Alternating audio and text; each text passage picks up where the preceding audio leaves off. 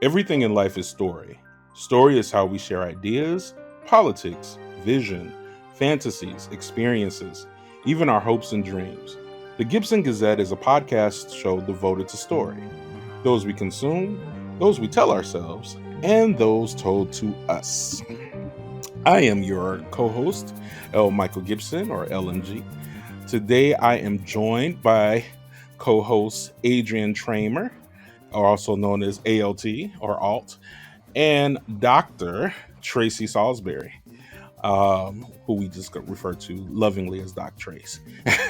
um, Welcome back, both of you, for part two of our continuing conversation about the cultural impacts and influences of Stephen King.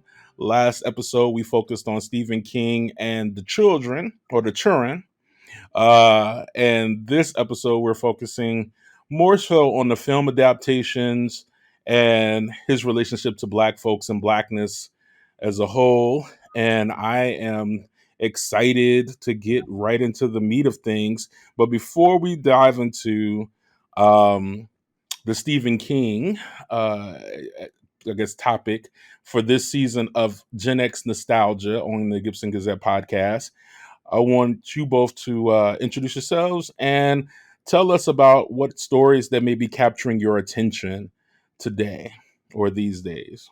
I'm Dr. Tracy Salisbury. I am the founding department chair of ethnic studies at California State University, Bakersfield. I am a Black studies expert. I focus on Black popular culture, Black feminism, and uh, Black sport history. Um, and I'm also a horror fanatic. What I would say I'm focusing on that I found interesting in a kind of weird cultural but scary way was the young lady, the African American young lady that went to the gun range and then quietly walked off with a assault weapon that nobody noticed for several hours, uh, and the response to it. Um, they moved really quickly, got her arrested really quickly, and I thought it was very interesting about how much we talk about we shouldn't regulate guns and we shouldn't do this and we shouldn't do that. They sure tracked down this sister mighty quick. So once again, there's always a difference between when Black people have guns and when everybody else has guns. They can move really quickly. So I found that kind of an interesting take. This and that she used her in a spooky way. She used her dead sister's ID to get the gun in the first place, which I thought was also kind of creepy and strange. Well, I hadn't heard about this story yet. Now, I, I think, I didn't hear about it either. yeah. So, do you know what state this was that this happened in? I'll have to look it up real quick, but yes, she got arrested with mighty quickness, and I was actually pretty interested at how she got the gun in the first place. But they gave it to her in a very natural way. You just hand over your ID, and she walked off with it. Um, uh, but I will look it up real quick and give y'all the city. But that kind of blew my mind, and like I said, and it really creeped me out that she used her dead sister's ID to get the And she gun. was able to pick this up at a gun range, you said? Well, she was practicing at the gun range, and they let you try out everything from a derringer to a cannon if they got it. And so she tried out I think a 9 millimeter, and then she asked to try out an assault weapon, and they gave it to her. And I guess they were busy, and Oh, she just walked off and left with it, and they didn't notice for several hours. So, uh, wow. I'm not sure how they caught her, but yeah, that was weird. Yeah. Wow. Yeah. The only reason I asked what state it was, I'm just curious whether or not it's one of the red states that have such a hypocritical idea or ideology around who can and cannot possess guns, or whether or not this was one of the more progressive states that have more restrictive gun laws. Let me give me a chance. I'll find it. But yeah, that was my thing for the day. Yeah, well, what a thing. What about you? What you got from me, Alt? Well, I don't know. I have to be perfectly honest and say that everything I'm feeling right now. It seems like everything is just on fire, and everything is trash, especially politically right now.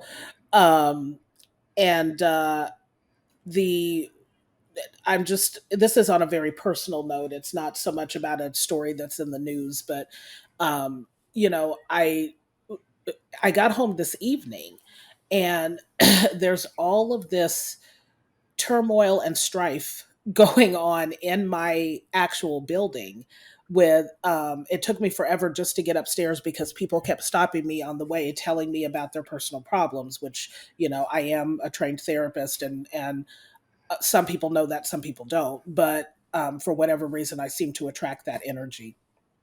But I feel like this is a malaise that is sort of coming. It's kind of a macrocosm, and it's coming from the larger culture because there is so much. Um, there's so much pain and there's so much stress and there's so much trauma that's happening right now in the wider culture. I mean, our city, right now is reeling from, on two fronts. Here I am, uh, with a connection to Texas, where obviously we just had yet another mass shooting, in a place very close to where my family lives, and a place that I've been to, the Premium Outlet Mall. I've shopped there many times. In fact, I'm carrying the handbag that I'm carrying right now. I bought there last August, so um, that hit home personally. And then every time I get on the subway, I think about the death of Jordan Neely. I'm thinking about how we treat unhoused people, how we're treating people with mental health struggles. Um, and, finally, after far too long, the person who choked him to death, was finally arrested and indicted this week, but it took public pressure for that to even happen. And I feel like those kinds of things in the culture, that ludicrous town hall that happened the other night on CNN, um, presided over by you know who, and an audience full of his acolytes. Um, all that, and I don't want to sound too woo, but that puts so much strife and negativity into the air, and I feel like it's seeping down into our personal interactions, and now happening at the ground level with just how we talk to each other, deal with each other, interact with each other. So that's really what's kind of hitting me, is just what's happening larger in the culture and how it filters down to our day to day. Well, that's a go ahead. You got something for Yep, me, yep, Dr. yep. Trace? Like, I don't want to pick on Alt, but the event I was talking about occurred in Converse, Texas, 4 days ago. So yeah, poor Texas. Oh, Gotta well, you love know what? Texas. I can't. What can I say? What can I say about my home state? You know what? I just Look, if it wasn't in Texas, it was gonna be Florida. right. Where, Hmm. where they've just found real life alligators in the sewer system there. So much like the horror movies of the '80s that you would love, Doc Trace. We Yes, got I do love alligator. That is yeah, one of my favorite creature You features. know what? Alligator is a classic. Come on now. yes. I prefer Lake Placid, but yes, I hear you. Um, Or yeah, as but as a friend of mine referred to that movie, Lake Carnage. right. Yeah, Alligator is really. I mean, for those who may not have seen that original horror movie, from the late '70s, early '80s. I mean, it's really slow. I mean, there's like lots of space that happens between those murders about an alligator, but that's living in the sewers. For those who may not be familiar, but it's the sewers of New York there, not the sewers of Florida. For me, I am in a totally different direction from both of you. I have been enjoying what is rare, and that is lots of stories currently happening in the fictional world, uh, about kindness, and I'm always talking about the fact that I love a good story about the transformative nature of kindness on human beings and kindness we show one another. And it's very rare that we get those films, that reflect back to the days of Frank Capra or even Preston Sturges on some level. But that of late we have Netflix got the Tom Hanks film that came out last year. My name is Otto, And it was just wonderful and heartwarming. It was totally predictable. It was very schmaltzy. It was very sentimental, and yet it still works. And I was in tears. And Ted Lasso is also finishing up what may or may not be its final season. It will be the Star's final season. He's already been very clear about that, and I'm fingers crossed that they're going to continue the rest of the show without him. Continue Ted Lasso without Ted Lasso, because there's just so very little that celebrates kindness, and that show does. And then lastly, today, Queer Eye for the Straight Guys, seventh season. I guess it's now just Queer Eye. They no longer do the straight guy part. But Queer Eye, seventh season, it's launched today. And the first three episodes are like back to back gut punches.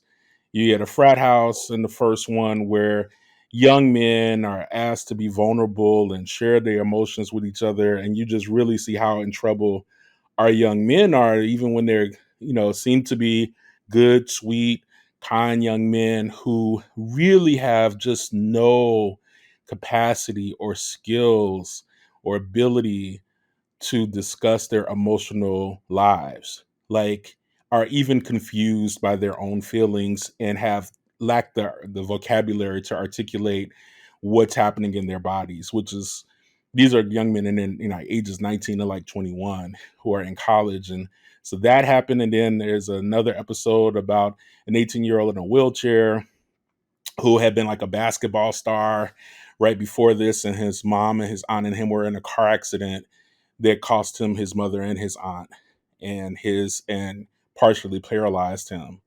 And there's just so much love and kindness that is given to him in that story and poured into him, and it just changes his life. And then there's another story about a teacher, and it's just Queer Eye has become this show that is all about how can you make people see themselves, love themselves a little more, give themselves a little more grace, and give them a makeover and change their lives while you're at it.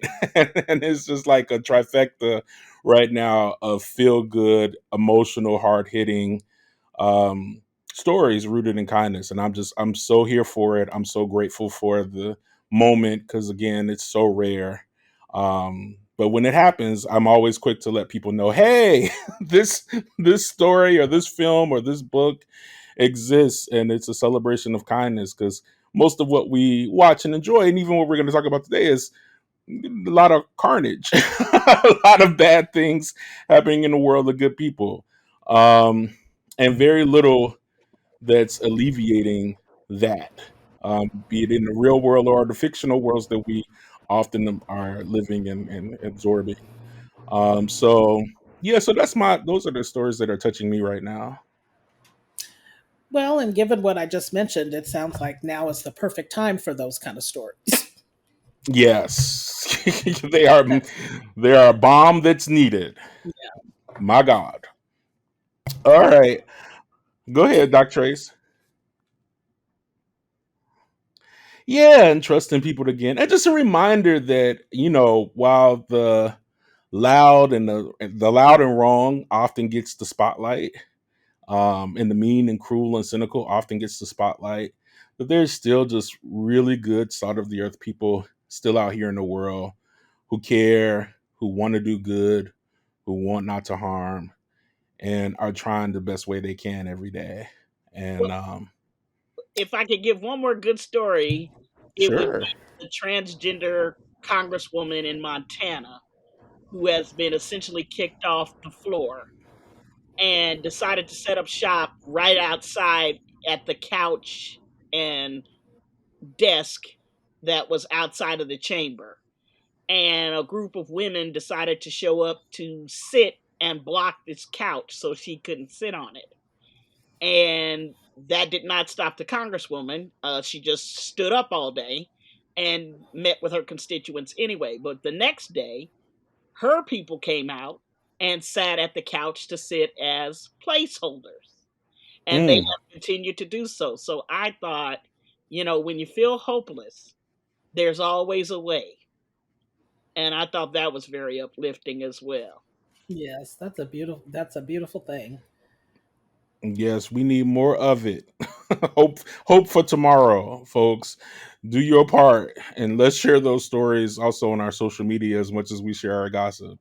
Hmm. Um all right, let's get to the fun. Where we left off was talking a lot about the Stephen King novels that moved us and touched us and that we fell in love with and some we didn't love so much. And today, let's go ahead and kick it off with the best and the worst Stephen King TV and film adaptations. Who wants to start us off?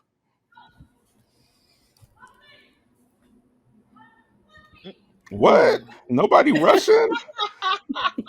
Mm. All right, well, I'm I'll trying. kick us off if y'all gonna be all shy about the subject. I'm not sure, I'm torn. Well, I'm gonna say as somebody who am always impressed every time I watch it. Carrie, 1976, Brian De Palma directed version of Carrie, Stephen King's first film. It was based on his first novel. Uh, I feel like that still stands up, holds up. I've seen this. I have actually all of the subsequent versions of it because Carrie has been remade 3 times, not counting Carrie to the Rage, which And they was should stop. uh, not counting Carrie to the Rage, which we will also always act like didn't exist, even though there was a really fun scene of watching CDs become razors so that slice through people at a party that I was here for the killer CDs. But beyond the killer CDs, Carrie to the Rage was terrible. Um, but the other two versions are actually much more closely aligned with the novel. And the structure of the novel as being a series of interviews. The miniseries version that was on, I think, NBC, and the remake had a bigger budget than the original 1976 and had the technology to be able to show Carrie destroying the entire town, which is what happens in the novel, but couldn't happen in the 1976 version because they ain't had no money for all of that. they, they had money for Carrie destroying the whole town. They said we got this prom and we got this car we gonna overturn and her house at the end, and that's about it. That's all y'all gonna get, folks, with this little bit of money. And the car overturning is a little sus in terms of Yes, special it is. effects. You can see that. Don't tell John Travolta he has a future. Right, right. But I still love the original Brian De Palma film. I'm always excited to show it to people who've not seen it. So I'll start off our discussion with Carrie. What else y'all got? I'll add Dolores Claiborne. It's probably, I think, my most perfect adaptation, and I think it holds up. I don't care where I come in on it. I'm gonna watch it till it ends. It is just perfectly cast. It's funny in a very horrific way. It is probably one of the most powerful films on domestic violence, one of the most powerful films on feminism and what it means to be a woman and friendship between women and the complexities of relationships between mothers and daughters. Um, it's just powerful. I think it's his most powerful film in terms of grown women. So I do I love it. It was just something I like to share with people. But I actually think it just captures. I know Kathy Bates got the Oscar for Misery, but uh, I like her performance in Dolores Claiborne so much better because she just inhabits that woman where you see her go from that victimhood to kind of a decision, and that one of us is going to the boneyard is. I love that line. My line, and I think all the gays who are watching's line is sometimes being a bitch is the only thing a woman has to hold Yeah. on to. Mhm. And when she calls Christopher Plummer the king of the upper butt crust is so Stephen King. Yes, and I love Jennifer Jason Leigh in that movie. You know, Mm, that was when Jennifer was at her peak of doing the disturbed white women in a row films. yes.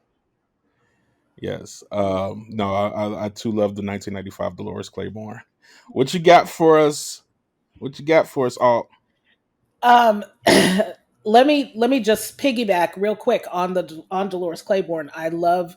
I've come to love that film. It wasn't. It really didn't resonate that much with me when I first saw it. Repeated viewings is what made me realize how deeply layered it is, how complex it is, how incredible Kathy Bates' performance is, and also not to for a story that is very much about women and women's relationships and uh, it's about patriarchy. Quite frankly, not and how abuse can take different forms. The theft of the bank account, the college fund Hmm. is, oh gosh, you feel that right in the pit of your stomach.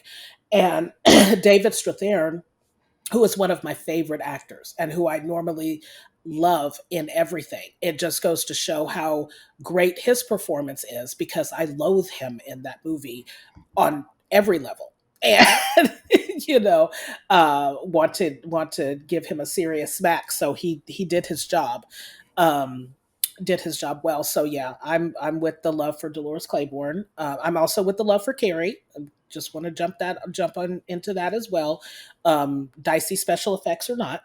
Um, my pick is actually Stand By Me, Ooh. based on King's novella The Body, which was collected. I actually I can't even remember which collection it's in. Is it different seasons? Yeah, different seasons. Hmm. Um, and I think it is a capturing of an incredible moment that manages to be timeless.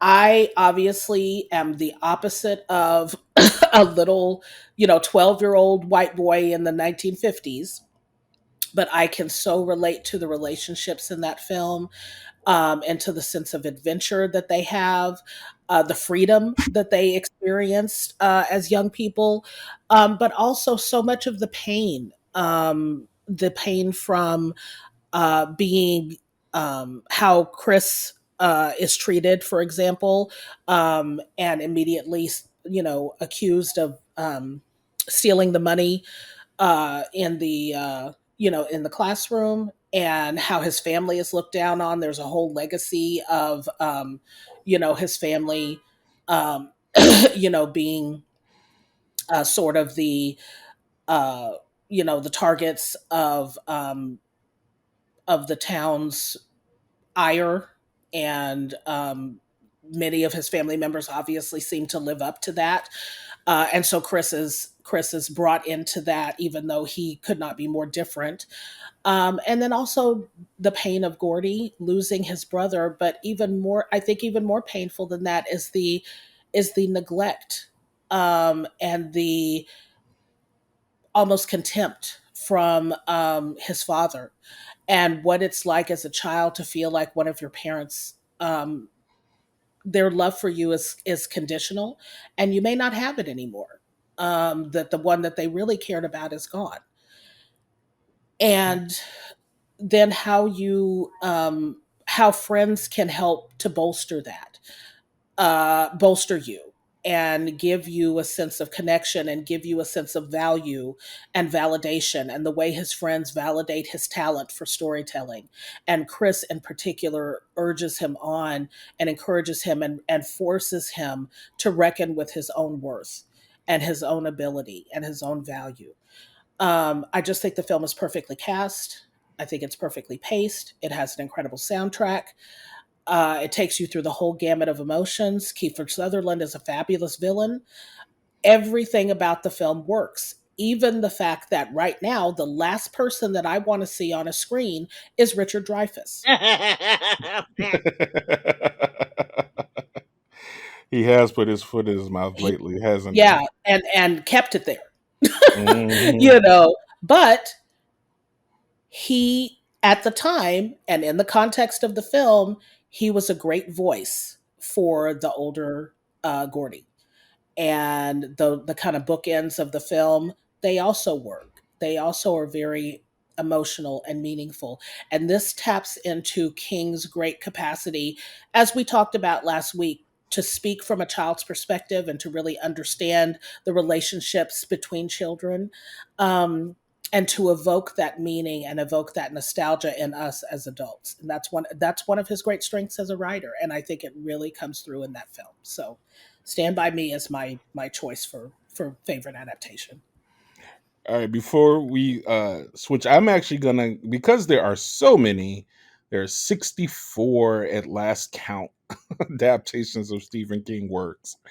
Let's do one more round on film that we like, and then switch to things that were on television that we liked of Stephen King that was an adaptation, either a TV series, a mini series, or a TV movie. Um, but let's go for one more on feature films. I'll lead us off with one that I think neither of you would have expected from me, and that is the 1998 film adaptation of Apt Pupil, which was also based on a short story. Mhm. Um, I thought that two-hander with Ian McKellen is just stunning. I remember watching it as a small film. It's a very intimate film. It's not like it's a very bloody or gory or any kind of thing like that, but the psychological horror, the emotional horror, the performances that are given in that, for me, just seared into the brain. And for those who may not be familiar with Apt Pupil, a teenage boy blackmails his neighbor after suspecting him of being a Nazi war criminal. And the Nazi war criminal in this instance is Ian McKellen. I actually have to look up the actor who died, who played the boy, because he It's died a Brad few years Renfro. ago. Yep, there you go. You want to say it again for the cheap seats? Brad Renfro. Rest in peace, Brad. Brad. Yeah, Brad was an amazing performer. He died back in the last, I want to say 5 or 6 years or so. Um, but yeah, I love Apt Pupil. It had me on the edge of my seat. The power dynamics constantly shifting between this boy and this older man, even, and you're watching the poison seep into the boy. It's amazing. It's for me is one of the top adaptations, and it's usually not picked. More shiny objects like Shawshank and Misery um, tend to get more of the awards treatment, but I feel like App People could have gotten a couple of awards. Okay. I can definitely see that. I know that it's been, I think part of the problem with Apt Pupil too is that because of it's because the fact that it was directed by Bryan Singer, Mm. Yeah, and that there were accusations of inappropriate behavior on the set of that film as well. I would argue Um, pretty honest because that started it off, and then he's been accused of it on other projects since. yeah. And so I think that reputation has kind of tainted the film in a way, and it's kept it from being probably broadcast as much as it would be, like on cable or people seeking it out. Is that it kind of has it kind of has a ugly veneer on top of it. But I mean, I think it's a really good adaptation of the story. Brad Renfro is fabulous. Ian McKellen is fabulous. Even David Schwimmer is really good. and he is. And it was a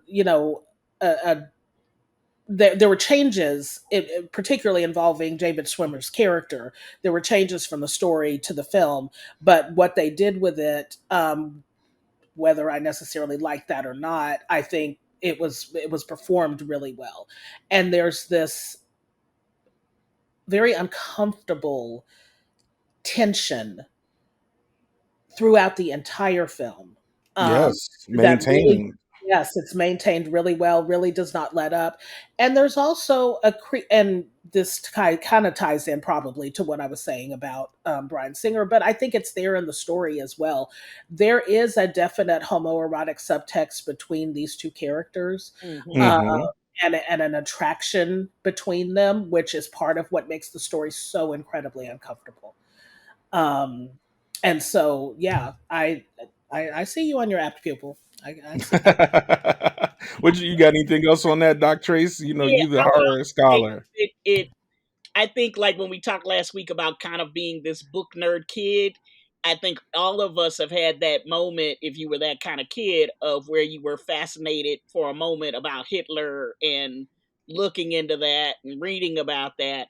And I remember at Pupil, it's when Ian McKellen puts on the uniform and starts going through his memory, Hmm. and Brad Renfro's like, stop it, because he really gets to see how evil and ugly that is. I think that's the difference when I see some of these grown up adults talking about they admire Hitler and Nazism. I'm like, yeah, you something's broken in you that you can't see the horror of that. And so that moment where Brad Renfro really sees this is not a game, um it was like I can remember that, like reading the Diary of Anne Frank and thinking, as a kid, well, of course she survives, and then you read it and she doesn't, and I was pissed.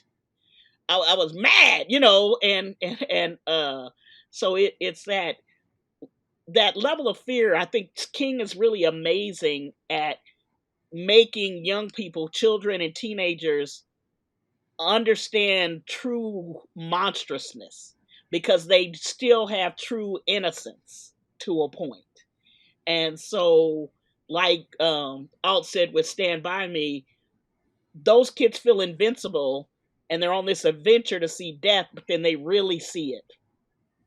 And it changes who they are. They don't come back the same they left.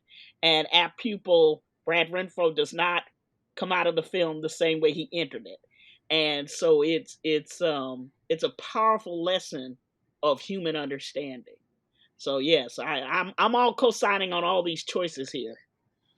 All right. So what else y'all got for us on the film front for best I of? will pick one since you two have inspired me that I think people overlook, and I actually think it's a very powerful, well-made film. It's The Dead Zone. Um, Hmm. Mm, um, Christopher Walken's performance in that is masterful, and it's just so beautifully cast. And but the power of we think something that gives you the power, a power, special power is God given. And I'm always struck when that character says, what did God do for me? And he rattles off all the things he's lost. And what is your responsibility to yourself? And what is your responsibility to society? And I think Dead Zone, made in 1983, I think if you put that same film out in a retrospective, you would have chills for people of looking at the current state of affairs. I could see Donald Trump holding a child as a shield, easy, Oh yeah. and World War III, easy. I mean, that man dreams about pushing the button, and so it's not fear mongering, and it just you know, I love ice skating, but that scene where those kids fall through that lake just did it for me. You have a very hard time with getting me out on a lake. I might go to a lake, but you're not going to get me out on a lake. And children believe.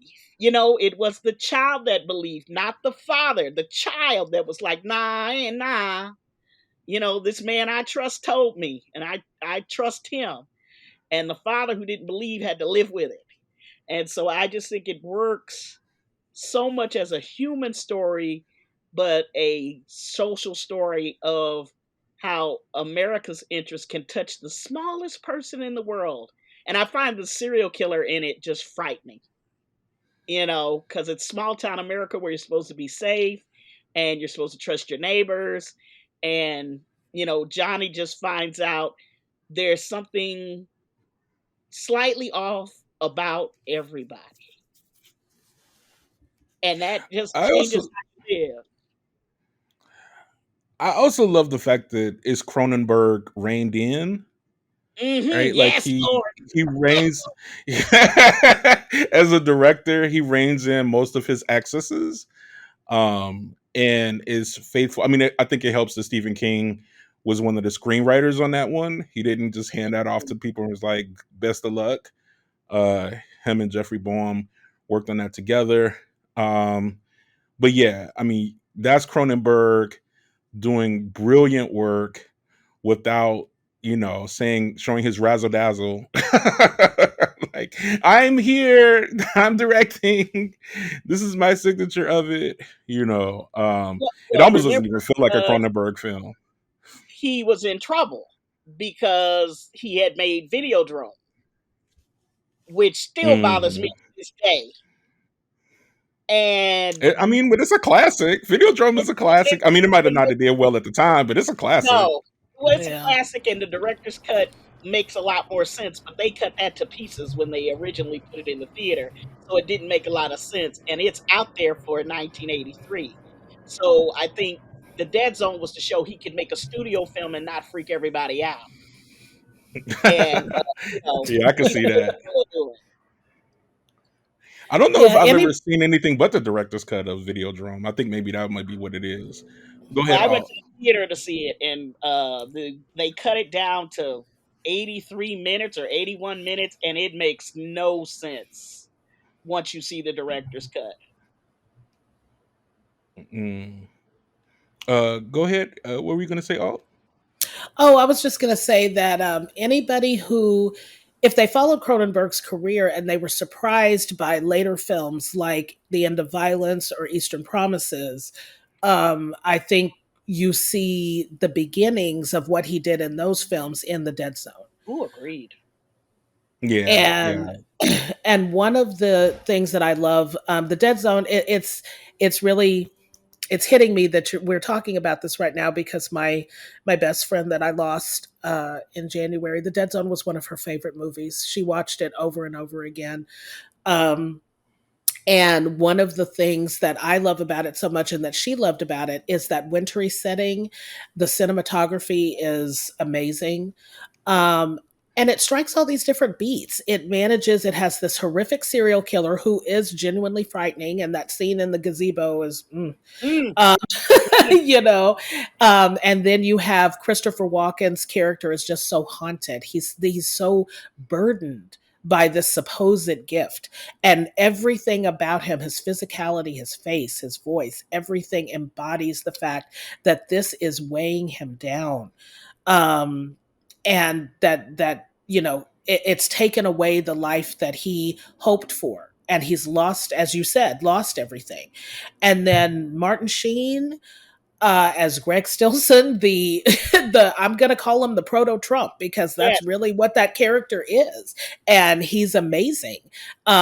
Especially people who sort of think of him as maybe they watch The West Wing and they think of him as this kind of heroic, presidential character. I mean, go back and watch the Dead Zone and see the depths of banality and the and graspingness and lack of humanity, and he embodies that so beautifully in that movie. So yeah, I'm on board with where we're going here with I think we're all in the same wheelhouse.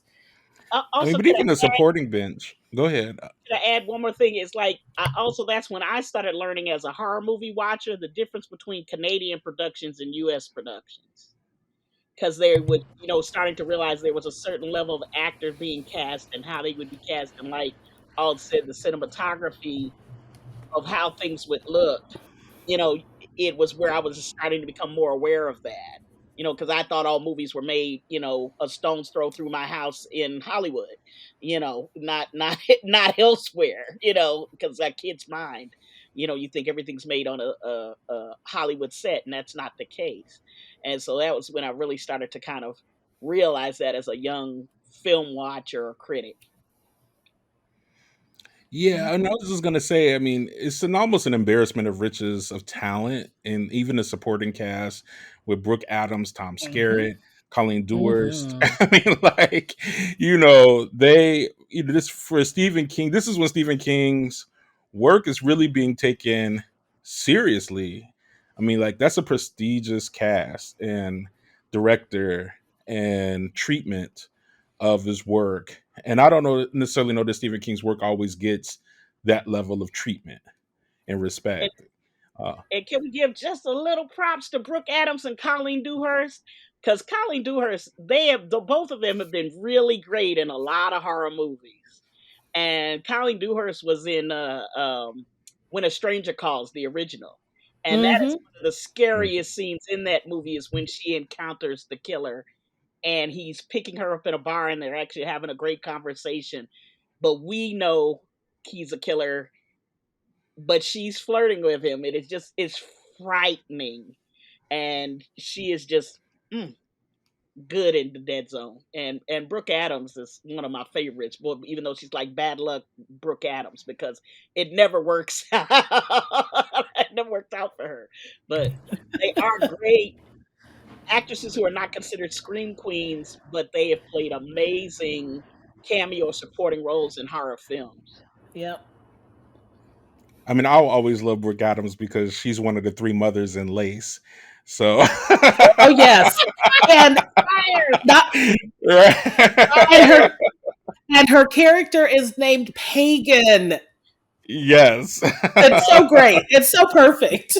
She's in one of my favorite cult films, horror films, and that's Shockwaves. Oh yes. Yeah. Yes. All And of right. course, the excellent um 1978 version of Invasion of the Body Snatchers, Oh Lord, which, yes, yes. I mean, I love Yes. the original. I love the original, but that is one of the times where the sequel is just as good. I mean, the remake is just as good, if not better. I think better because Yes. that ending knocks it out the park, and the Yeah. original has a great ending, but that remake or reimagining has an ending for the ages. Yep. Agreed. Absolutely. Agreed. All right. You're up for your third best or second best film. Okay, so I'm going to go kind of uh, in a different direction here because I'm thinking of, really quality films, some of which we've already mentioned, like Misery, for example. Um, but I'm actually going to go with Creepshow. Ooh, I'm not mad at that. I'm going I'm with yeah, Creepshow. you're not gonna get any pushback on Creepshow. Oh, not a I thing. love me. I love anthology films, first of all, and know perfectly well that there's always more weak stories than really strong ones. Or maybe I shouldn't say always, but usually there are. And Creepshow to me is up there with like Dead of Night, and maybe some of the better Amicus films, like my personal favorite, From Beyond the Grave, where there's more good stories than middling ones. Yep. And I just think that as an homage to EC Comics, it has, the perfect tone, it has the perfect look. And, the actors are so fun. I mean, you got Leslie Nielsen playing a great villain, but yet still funny, you know, and somehow striking that balance. Obviously, my personal favorite story is The Crate, Great.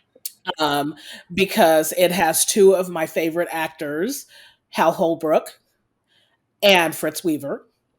And it's the perfect distillation of what the anthology can do well, which is tell a really scary story in a very brief running time, well contained, beginning, middle, and end, We know just enough about the characters to invest in what's going to happen to them. Um, and it has that short, sharp shock, with that Conte cruel reward at the end. And it just does it really well. And then, of course, we have They're Creeping Up on You with E.G. Marshall, which is so disgusting, but yet so great. And he's such a horrific character that you can't wait to see him get his comeuppance.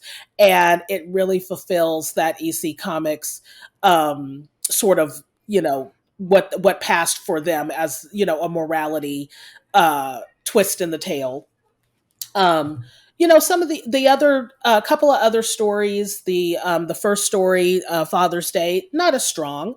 But I do it. First of all, it's classic for if you have not seen Creepshow and you know who the great Ed Harris is, Yes, baby. then you must watch Creepshow just to see the dance scene with Ed Harris because it is hysterical. It's worth it just for that, and whatever that horrible song is that they're dancing to, it's a horrible earworm that you will not be able to stop hearing playing in your head for days after you watch Creepshow. So just be warned about that. But Vivica Lynforth is really fun to me in that story. And I feel like her dialogue was just improv. The whole way she just tosses off that whole conversation at her father's grave. I'm not saying it wasn't scripted, but it doesn't sound scripted, which goes to show, that she, really knew what she was doing. And I find that scene quite compelling. And then the other story stars Mr. Stephen King himself. It's what is it? The Lonesome Death of Jordy Verrill, I think, is the name of it, and it's probably the weakest story in the film. But King is not bad. It's not like he gives a poor performance. He's no great actor, but he does what he needs to do within the context of the story.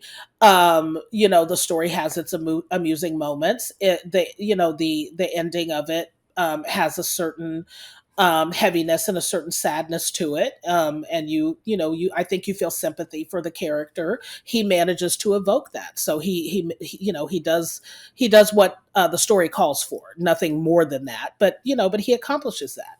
So, and then I think, we have to just very quickly talk about the wraparound story, which features King's son.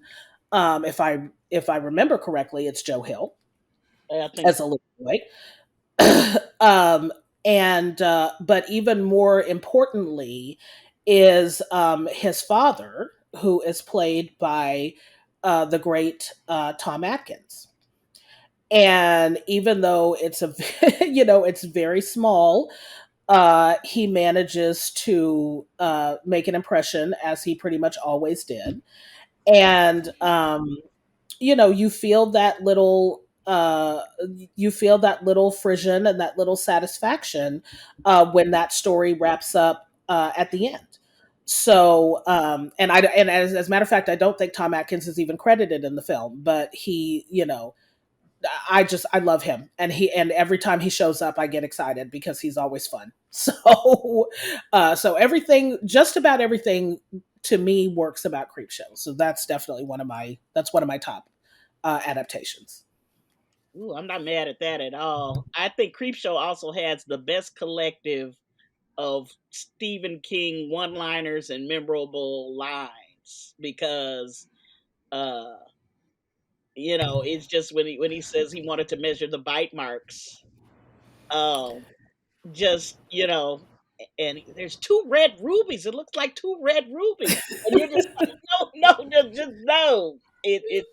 Yeah, and Adrienne Barbeau, who does not get enough credit.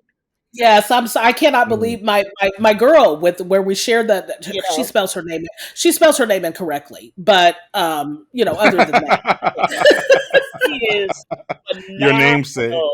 Phenomenal. That's right. But Billy is, ooh, yeah. What a And I What a appreciate character. her. She does not. She is underrated. Where Jamie Lee Curtis gets too much credit for her, and where Jamie Lee Curtis bothers me is that she doesn't like her. Adrienne Barbeau has always embraced it, and she is phenomenal in the film she does, and she is up. The crate does not work without her Billy, Yes, and that's even very though it true. does have two phenomenal actors in it, without her Billy, it's just not there. Just call me Billy, and yeah, I agree with everything there. And E.G. Marshall in the last story is Oh just yeah. fun. It's amazing, and it's just when he's just like they're creeping up on you. You got to watch him. It's the epitome of a rich man's paranoia and probably like a pandemic setting, because how people got in the first few weeks when you were told to wash your hands and wash everything all the time. When I look at Hmm. it now, I think of that how crazy we kind of got just for a minute, you know.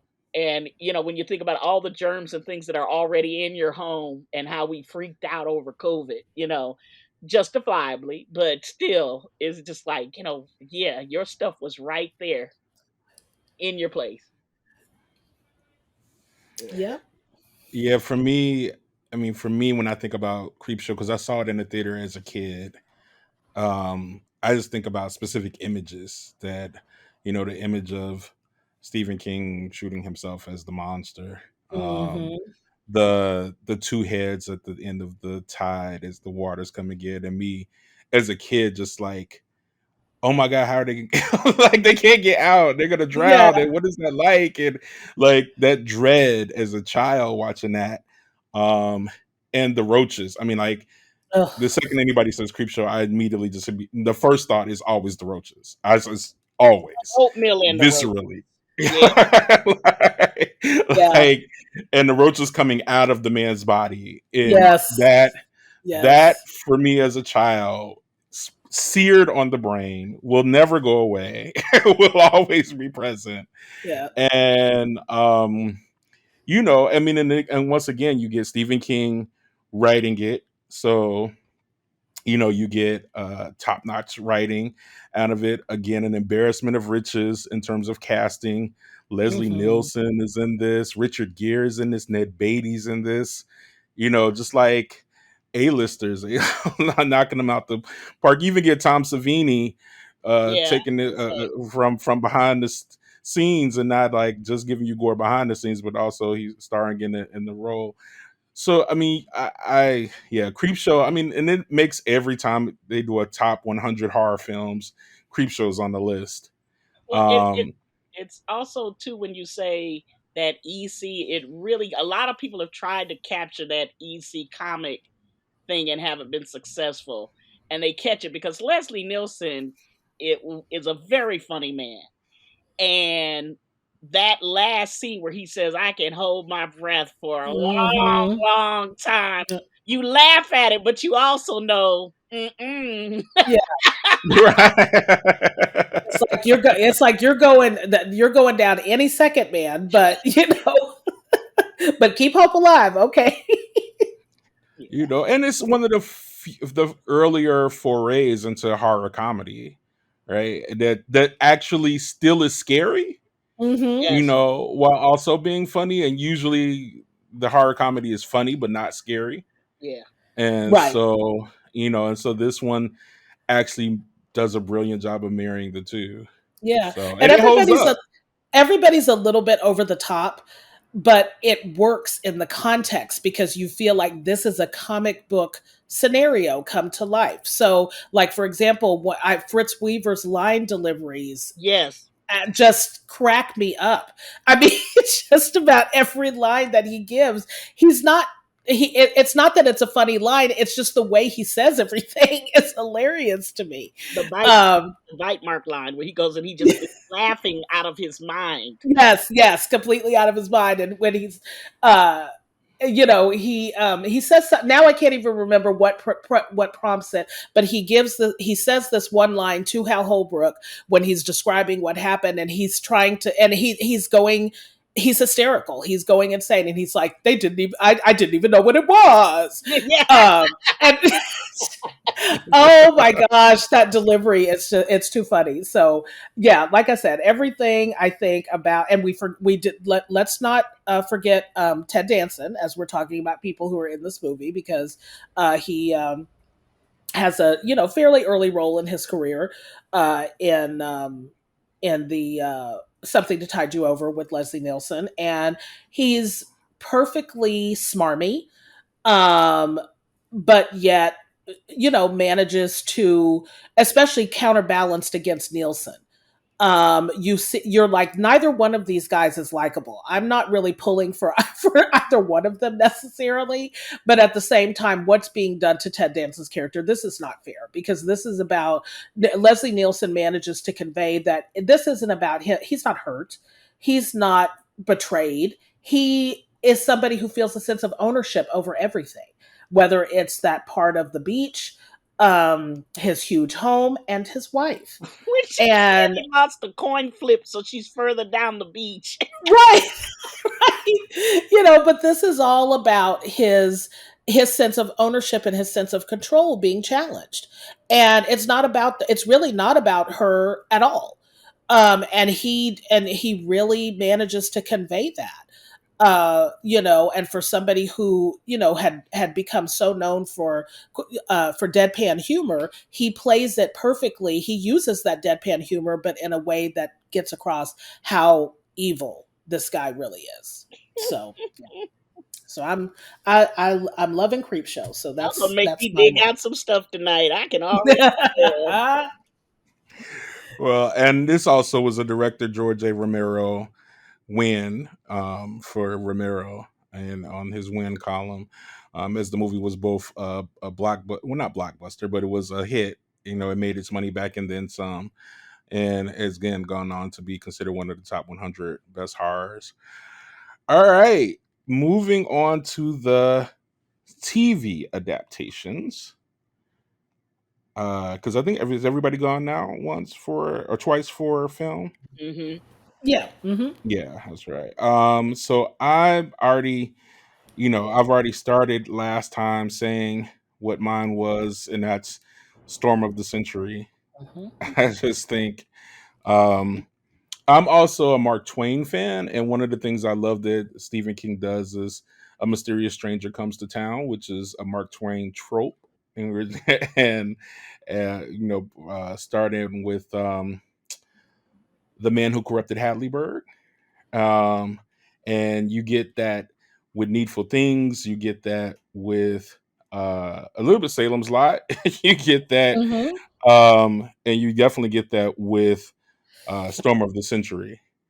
And in this stranger coming to town, revealing the hypocrisies of everyone who lives there, knowing all their deepest, darkest secrets, and challenging them with a request that will reveal whether or not these are people who have the integrity and the character and the humanity that they have perpetrated that they have, um, or whether or not they are as self-serving and as selfish and sacrificial in that as as as as humane and horrific way as one could ever imagine.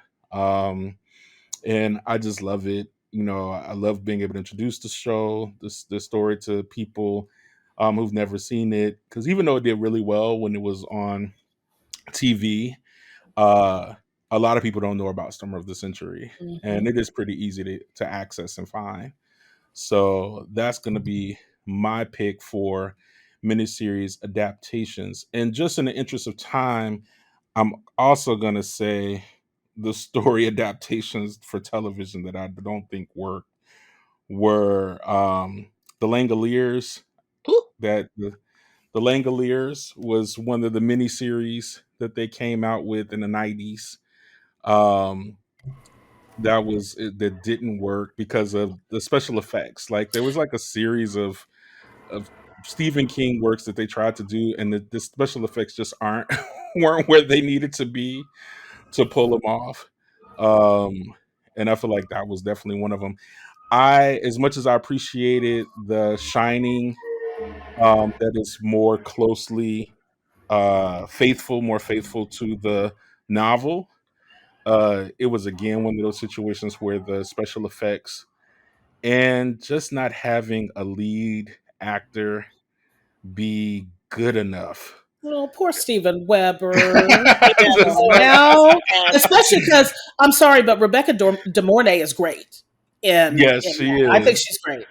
and can I but follow the Walking Dead rule? The little kid, I hate the kid in the stand. I hate that actor. Cannot stand how he looks or talks. yeah, I mean, and I get that, we're supposed to turn our back on the Kubrick Shining, but because it's not faithful to the Stephen King book. But it just loomed so large over the miniseries, like you couldn't help but compare.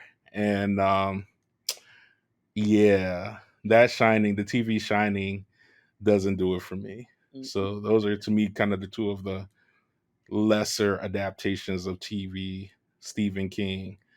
So give me your best and what you think of is not so good on TV Stephen King. Well, we already talked about it, I think, and we already talked about Mr. Mercedes.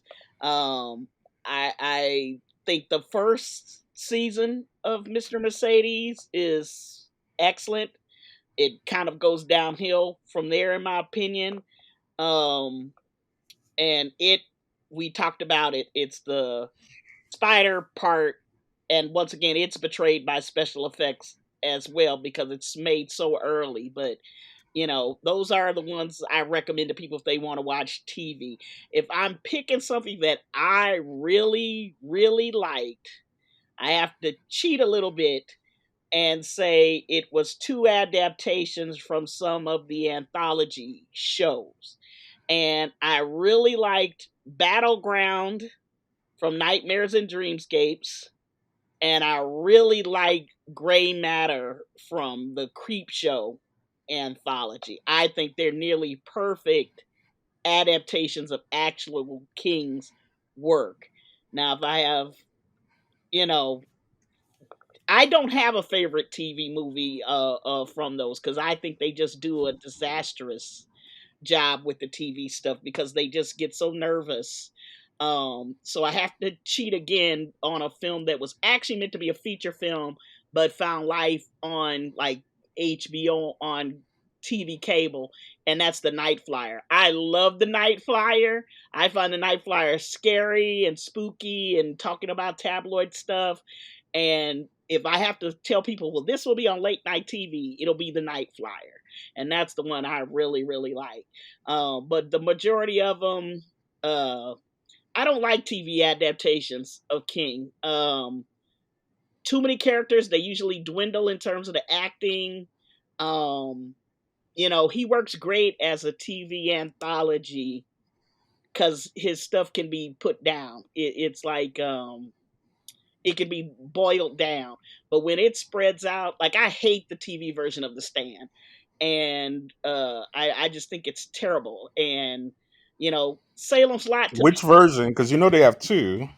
I don't like either one. I think they've messed up the screenplay. I think The Stand is one of his books that is unfilmable. It's just hard to do. It's so sprawling, and the characters don't hold up as well to adaptation because it's so many characters.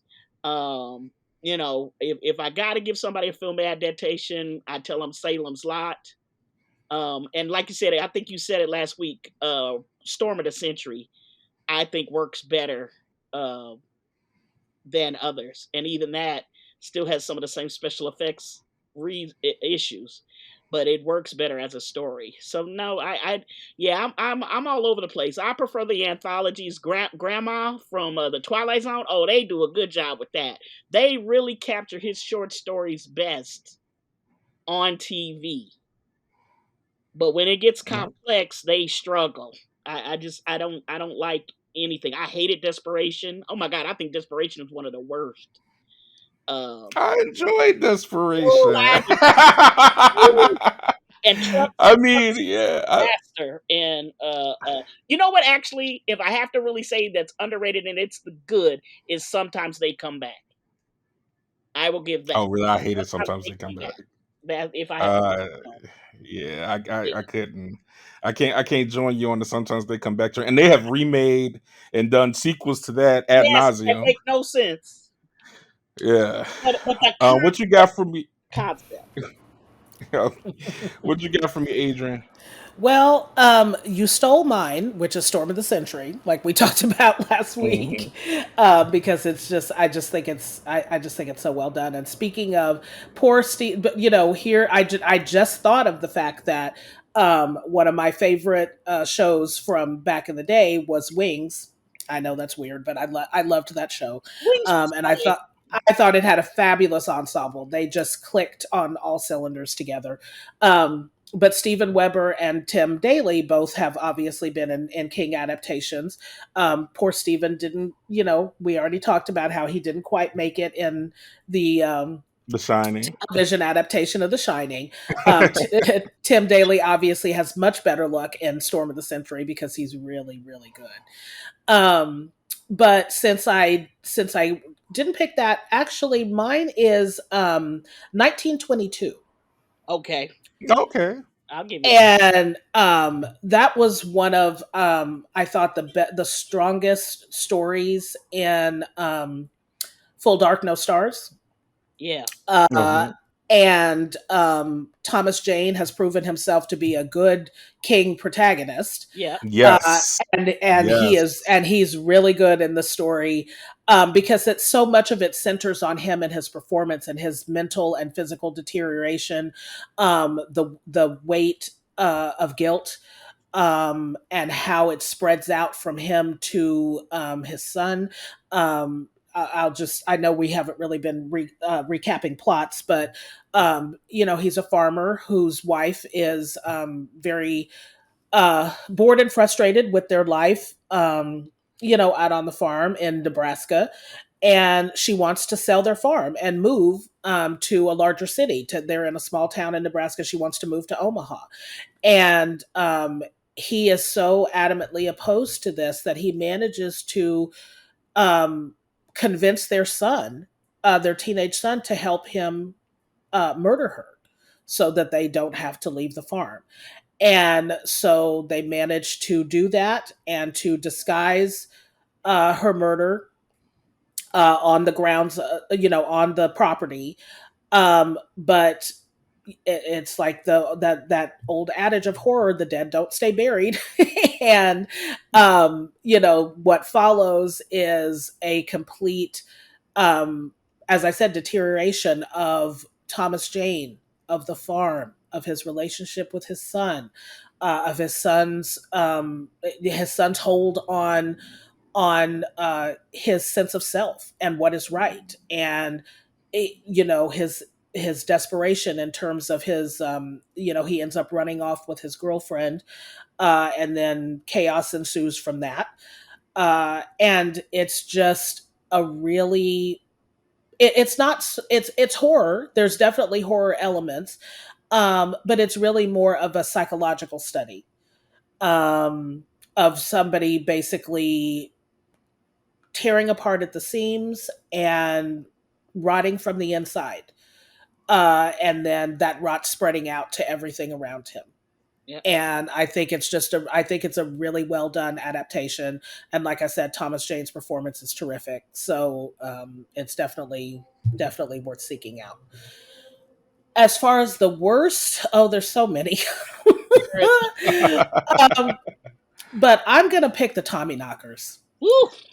Oh, the Tommy Knockers is so bad. Yes, it is. And and King himself realizes it. I think he considers the Tommy Knockers his worst book. It's definitely one of it's if the book isn't good, then I don't know how you really make the adaptation um better, but it definitely is not. and it wastes really good actors. That's one of the things that's so frustrating about it. I mean, Jimmy Smits is in this. I love Jimmy Smits. I'll watch him in just about anything. And Mark Helgenberger is the star. She's a very good actress as well. Mm-hmm. But it's just so poorly done. The story makes no sense. The special effects are ridiculous, Atrocious. Atrocious. And it's just really poorly done. It's like them things from Naked Lunch are in a mouthwash bottle. All right, I'm gonna do rapid fire. Y'all say yeah, yay, or nay for the ones that y'all could watch or recommend. And if it's nay, is you obviously hate it or you can't recommend it. 1997's TV series Trucks. No. Yay or nay? Nay. I'm saying yay. I'm saying yay.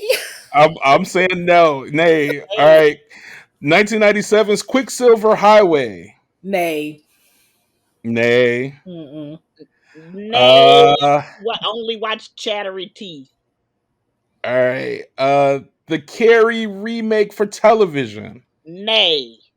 I have not seen it, so I can't say. I'm in the middle. I appreciate that there's a faithful version. I think it's undermined by the special effects.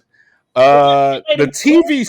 Which one? The Carrie the TV miniseries version of Carrie. Or with the black girl playing Sue Snell. No, we're going to talk about the black folks. Anything that got Kanzi McClure in it sucks. I'd make her bake chicken and cupcakes and put up shelves for her, but the TV series version of The Dead Zone. I can't say I really watched that, so I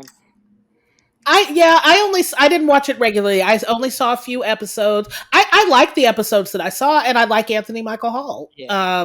I might be willing to go back and revisit it. Yeah, I can't. Okay.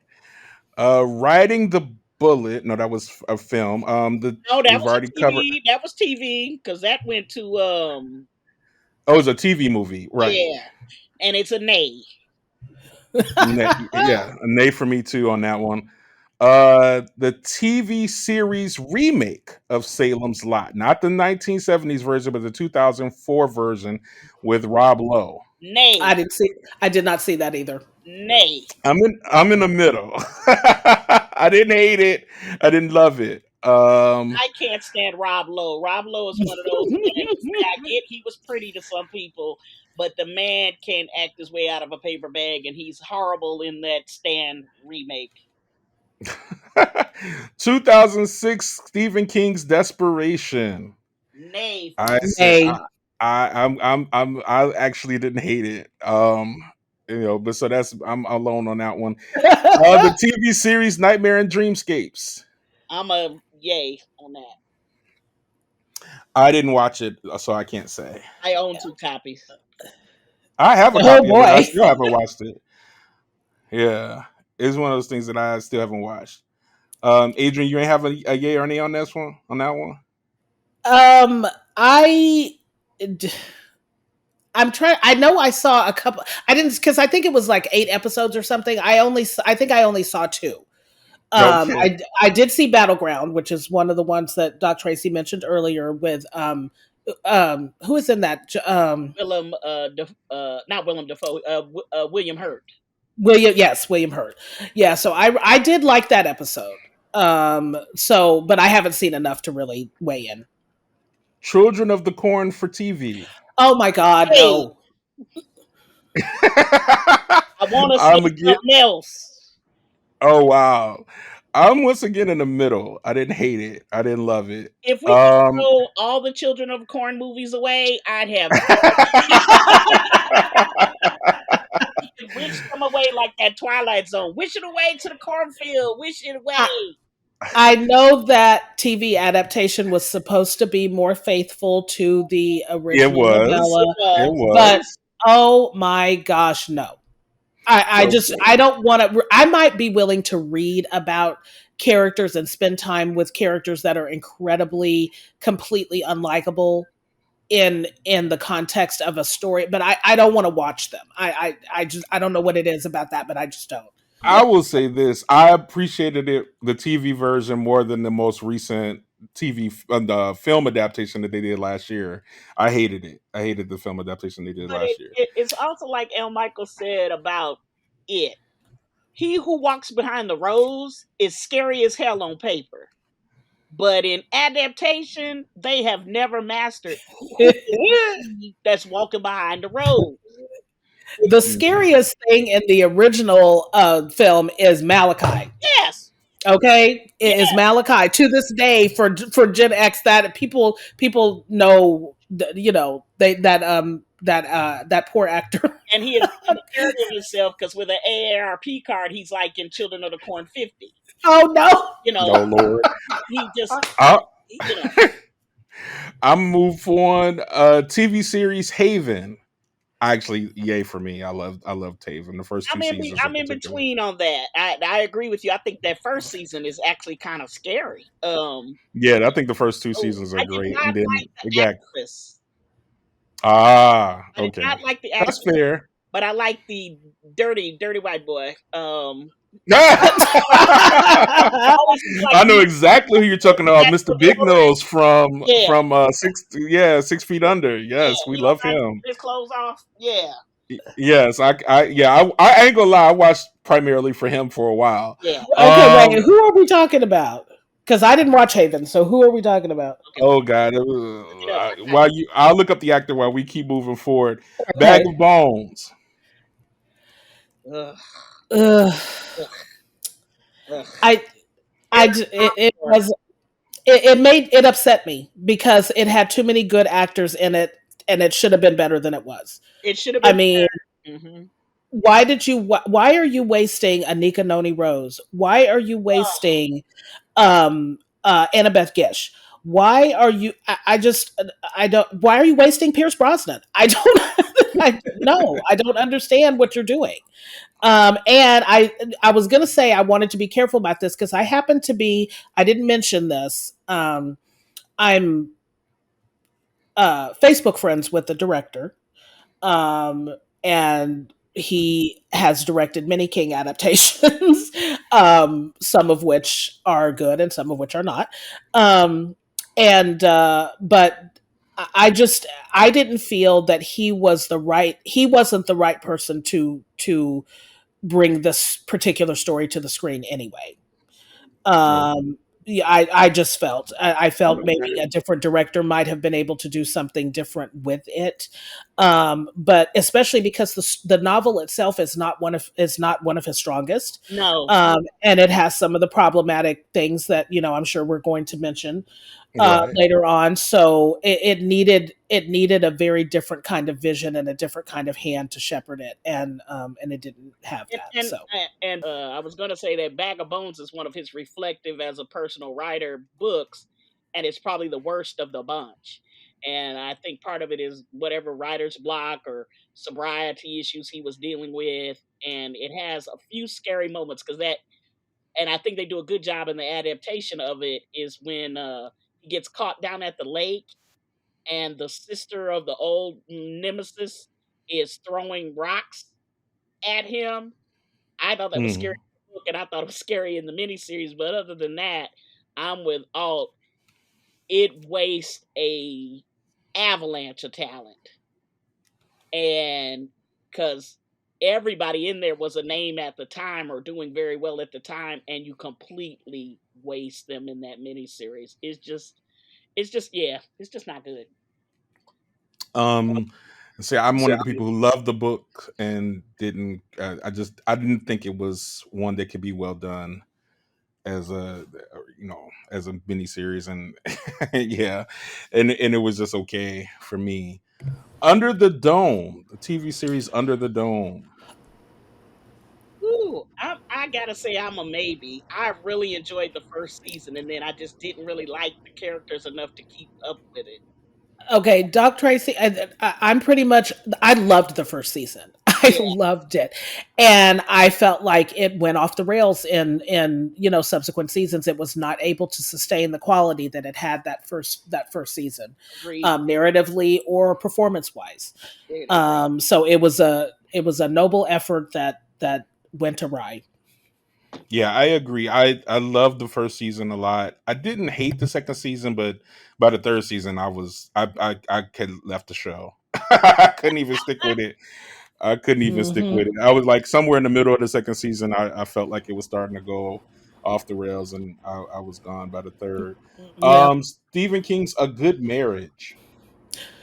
Ooh, I'm kind of a yay on this, a I, yes, because of I, the actors. I don't know if it's a good movie, but the two lead actors, it's one of those things where you ever have two great actors that they're in a completely different movie and they're carrying it by their talent, and you're looking around like wishing everybody else and everything around them was stepping up. That's the movie. Yeah, I didn't see it, so I don't have an opinion on this one.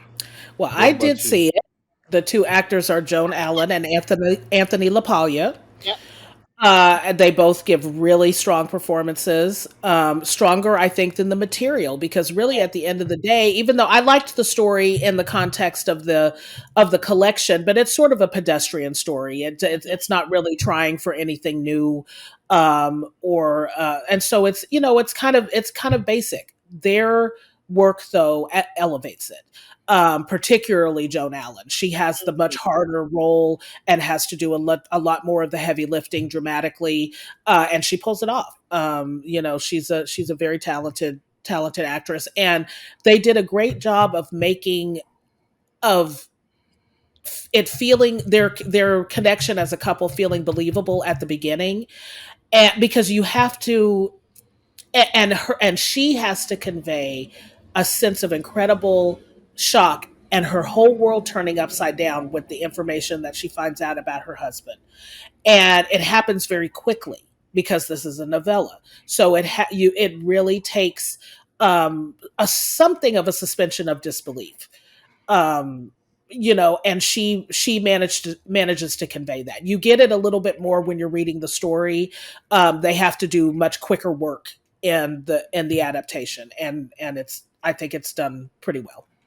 All And right. Alt is right. Lifetime produces a film like this once a week that the wife or the husband finds out they spouse ain't who they think it is. So it's not fresh material for King. All right. Let's do faster on these last Yeah. few. Big Driver. Yeah. Look, Maria Bello could be one of the few white women I'd have as a baby mama, but I Yeah, I it, didn't see it.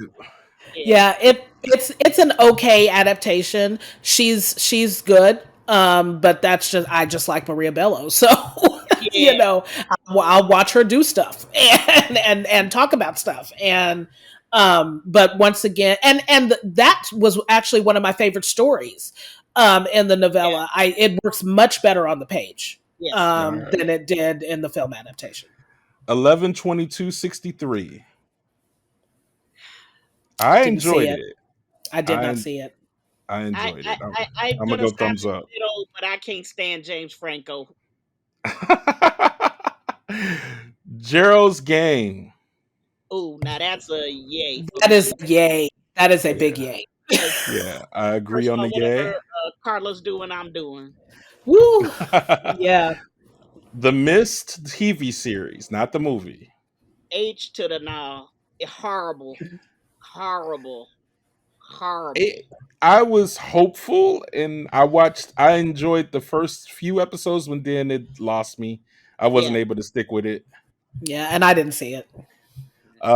We've already covered Mr. Mercedes. Castle Rock. Ooh. I didn't I, get to see it at the time because I didn't have I didn't have Hulu. I loved it. I loved I both love seasons. Castle Rock, so I was I did watching too. continue. Yeah, I love Castle Rock. I was mad because I would read about it constantly, and I was like, I know I would be loving this, but I don't have this dang streaming service. Yeah. And now obviously I've had Hulu for a while now, and it's one of the things that I plan to go back and watch. That I didn't get a chance to Yeah, I when it was definitely first aired. recommend it. I thought Okay. they knocked it out the park both seasons. I agree. Um, we've already covered In the Tall Grass, and so that leaves us with the last. Uh, oh well, we've not the last one, but one of the last ones. The Outsider, which I loved. I bought I it. love The Outsider. I thought it was one of the best adaptations of King ever. Yeah. I loved it, and you want to know how much I loved it? I don't like Cynthia Erivo at all, Oh, not at all. But yet I loved it. it to me Yeah, caused a conflict because I like both Holly presentations in Mr. Mercedes and in The The Outsider. Outsider. I know we're going to Hmm. talk about black folks in King, but Hmm. I know that the newest book is the Holly book. King didn't write it for a black person. But I just think her version of it, and I'm feeling alt, because Cynthia is going to be a love or hate actress for a lot of folk. But Hmm. I really, yes, the Holly character I actually really love that King created. So The Outsider and just Jason Bateman, woo, child. I mean, I hated him in his early career, but the older he has gotten, Ozark and his work, I just like. You're telling me that you were not a fan of the Hogan family growing up? No, Come on and now. him get his behind beat. I always thought that's your twin sister. He would get beat at night. The minute he went to sleep, he would get some hooks. Oh Lord. Um, Lizzie's Story. I did not see that, I have not seen it yet I either. and I started love it. that It's on Apple Plus, and I book. started it, but I haven't been able to stick with it. And that's actually the book that I've had the hardest time finishing. So I All right. started. So to me, watching it, it just yeah. So, and having gone through the oeuvre of, The oeuvre. Wait, right, has King been better served by film or television? film, Yeah, I'm film. gonna Definitely say film. film. Yeah, I'm gonna definitely say film. film, even though interestingly enough, consistently the television work is a closer adaptation to the novels. Hmm. True. But yeah, I still think film. Quickly, can we forgive Stanley Kubrick for what he did to Scatman C Mm-mm. in The No, Shining? we cannot. Never, never. See, people keep Can we unpack what he did to Scatman C in The Shining for yeah, those who may not be yeah, familiar? let me just say this real quick is that people keep wanting to take my lifelong horror fan card because I am not a fan of The Shining. I am not. It's not that I'm not necessarily a fan of some of Kubrick's work because there are other films of his that I really, really love, like Paths of Glory, for example, or even A Clockwork Orange. But I am not a fan of The Shining, and one of the reasons is because of what he did to Dick Halloran, who is a problematic character already, a problematic character on the page, but his treatment in the film, I mean, come on now.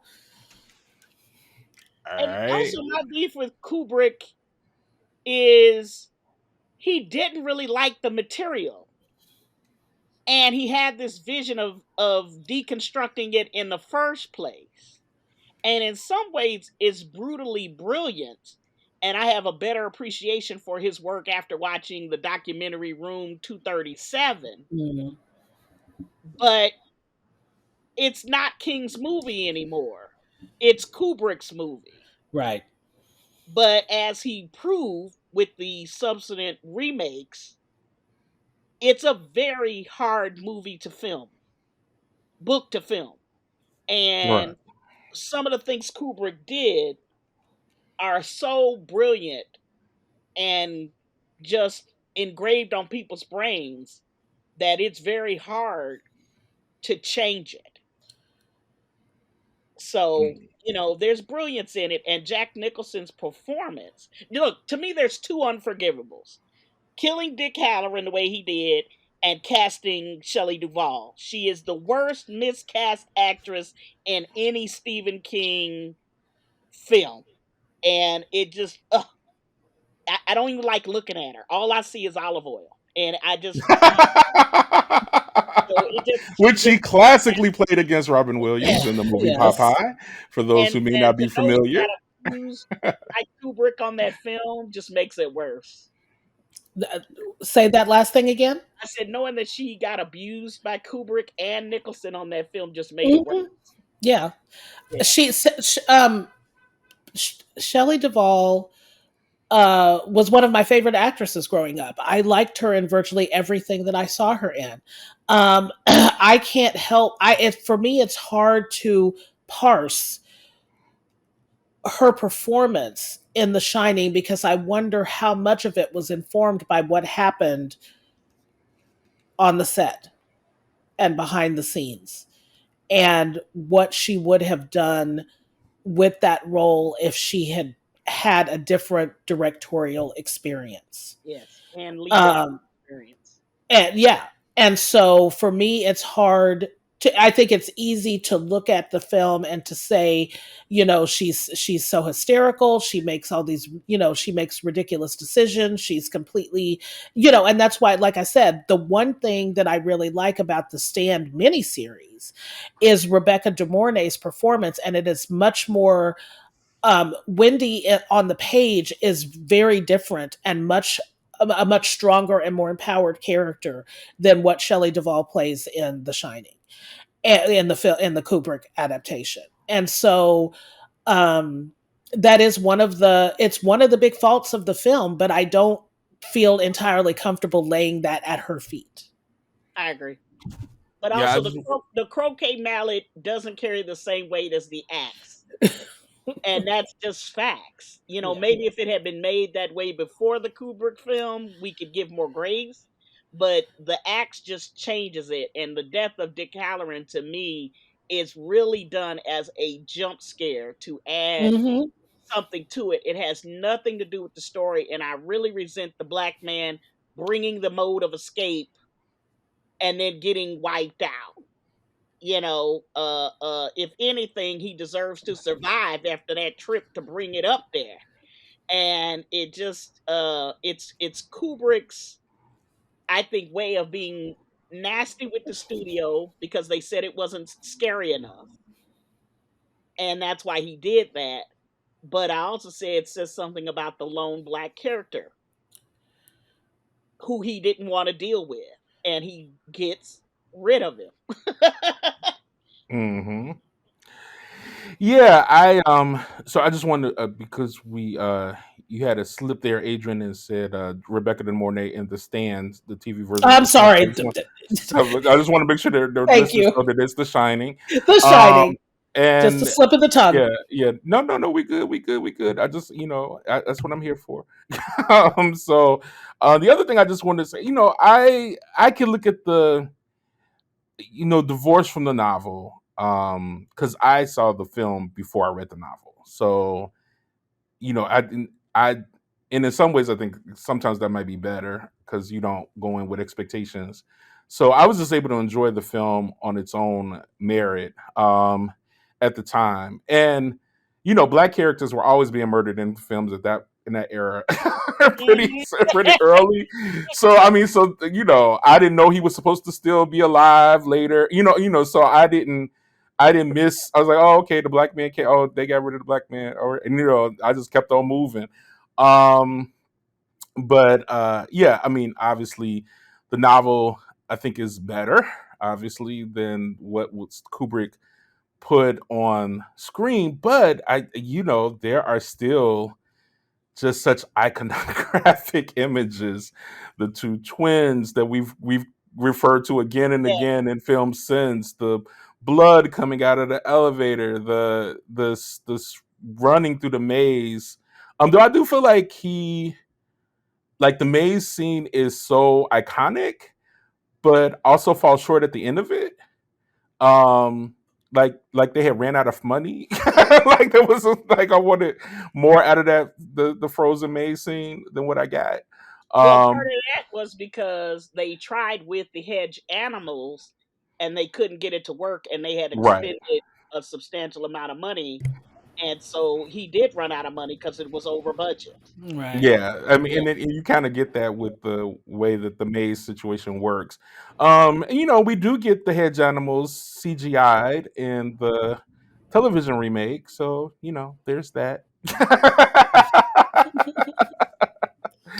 All right. How would you characterize Stephen King's relationship with Black folks based on how he wrote Black characters? Mm.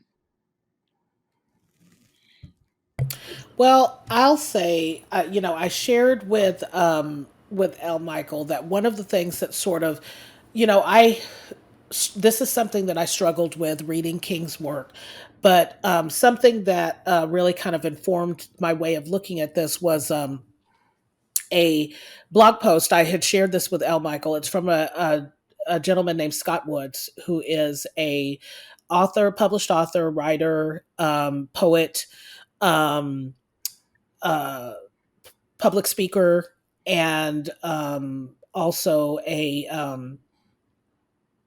librarian. And he is deeply informed about King's works, and particularly his treatment of Black characters. And he wrote a blog post some years ago, I believe it was in 2016, that was about the magical Negro trope in King's work, and even beyond that, Black characters who weren't necessarily magical Negroes, but were still problematic. And if there's anybody, I'll just say very quickly, if there's anybody who's not familiar with that, it's sort of a trope character. People would be familiar with it from movies like, for example, The Legend of Bagger Vance, and throughout King's work, where it's a character that really has little backstory, few relationships with other people. Their role in the story is to assist the protagonist. These are Black characters who have no agency and really no purpose outside of the function that they serve for white protagonists. And they may or may not have literal magical powers. And so I think that, King has a lot of these in his work. I mean, Dick Halloran, who we were just talking about, who has The Shining, that's literally magic powers. You've got John Coffey in The Green Mile, Mother Abigail in The Stand.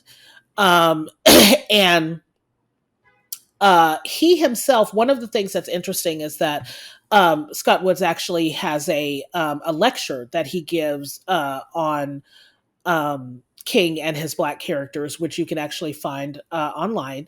And he mentions in this lecture that in a interview that King did in, I believe, 1981 with Playboy magazine, he's being asked about his difficulties writing convincing multidimensional female characters.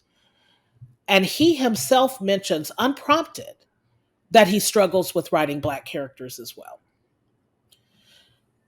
Now, this is in 1981, and obviously, we've all heard many of the excuses that have been made about King's treatment of Black characters. He grew up in Maine. He really he really doesn't have real Black friends, and so he didn't really. You can't write what you don't know.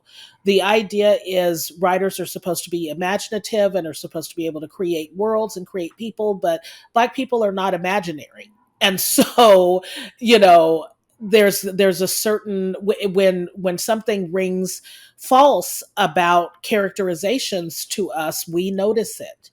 And so it's something that's discussed about his work.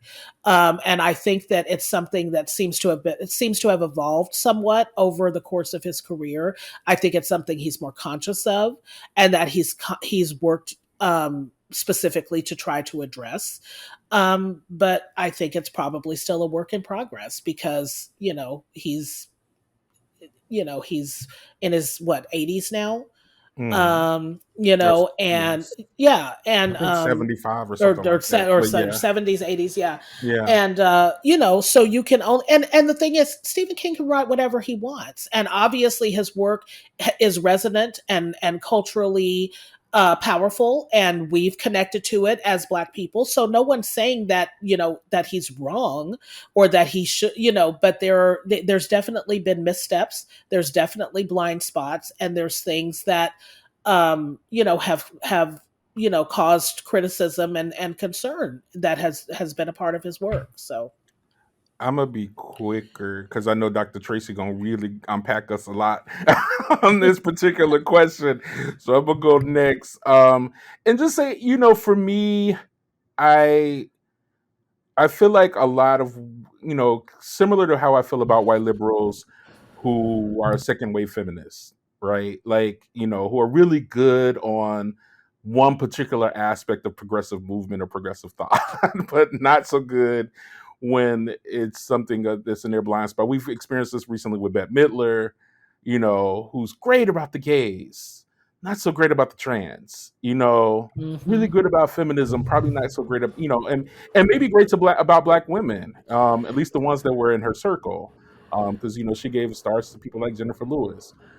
But yeah, I mean, I think that generation hasn't evolved and hasn't progressed, and that what they were doing at their time in their day was what they thought was being progressive.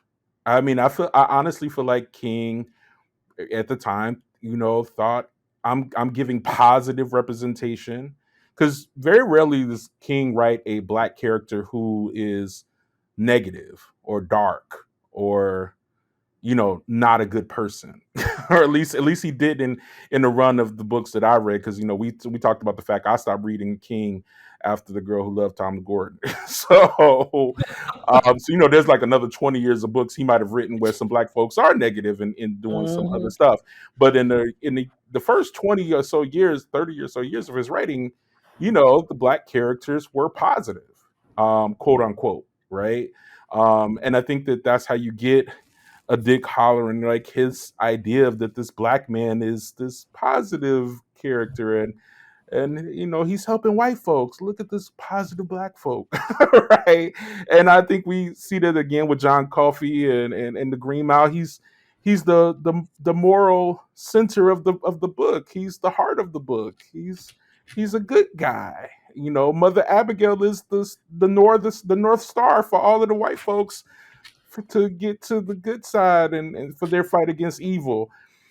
And so I think that there's, in his mind, he's creating representations of black people that are quote unquote positive, representations of black folks that aren't being written about by other horror writers.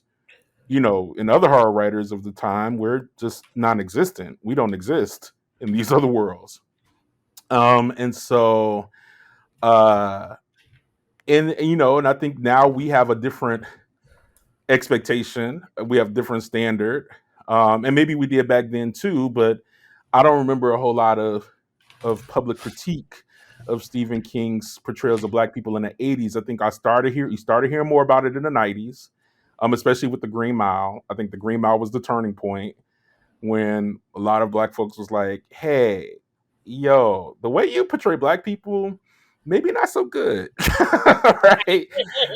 Um, hmm and I think King, even like I shared with both of y'all, Ava DuVernay and him getting into it because he did this whole thing around like diversity shouldn't be one of the considerations for Oscar, and that as an Oscar voter he's never considering diversity and when measuring artistic merit.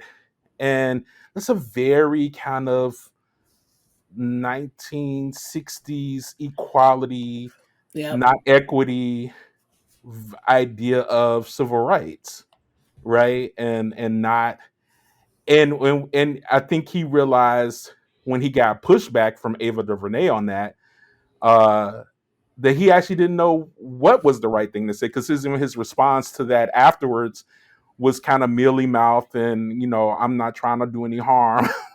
but Hmm. and so let me just kind of shut the fuck up because I don't really know what the fuck I'm talking about. I mean, Which and sometimes works. which Yeah, sometimes works, right? yeah, And we've seen him also champion black authors who are writing in horror. And so I think he's just like, an old school white liberal who are gonna have blind spots, and hmm, they would consider themselves allies and not co-conspirators. you know, yeah, and I think that gets reflected in his work, because I don't think there's malintent. I think I've given him more grace than maybe I would a new author coming out today. right. Um, so yeah, that's my take. But I know Doc Tracy got something for us. Go Well, ahead, Doc Tracy. I guess my thing with King, and look, I love the dude. I will never cancel him.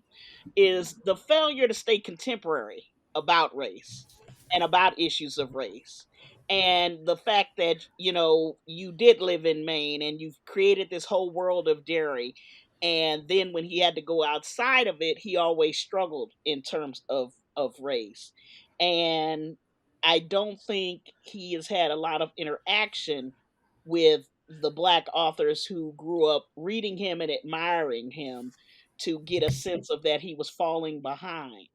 And so when he kind of realized it, it's like Alt said, he was at an advanced age.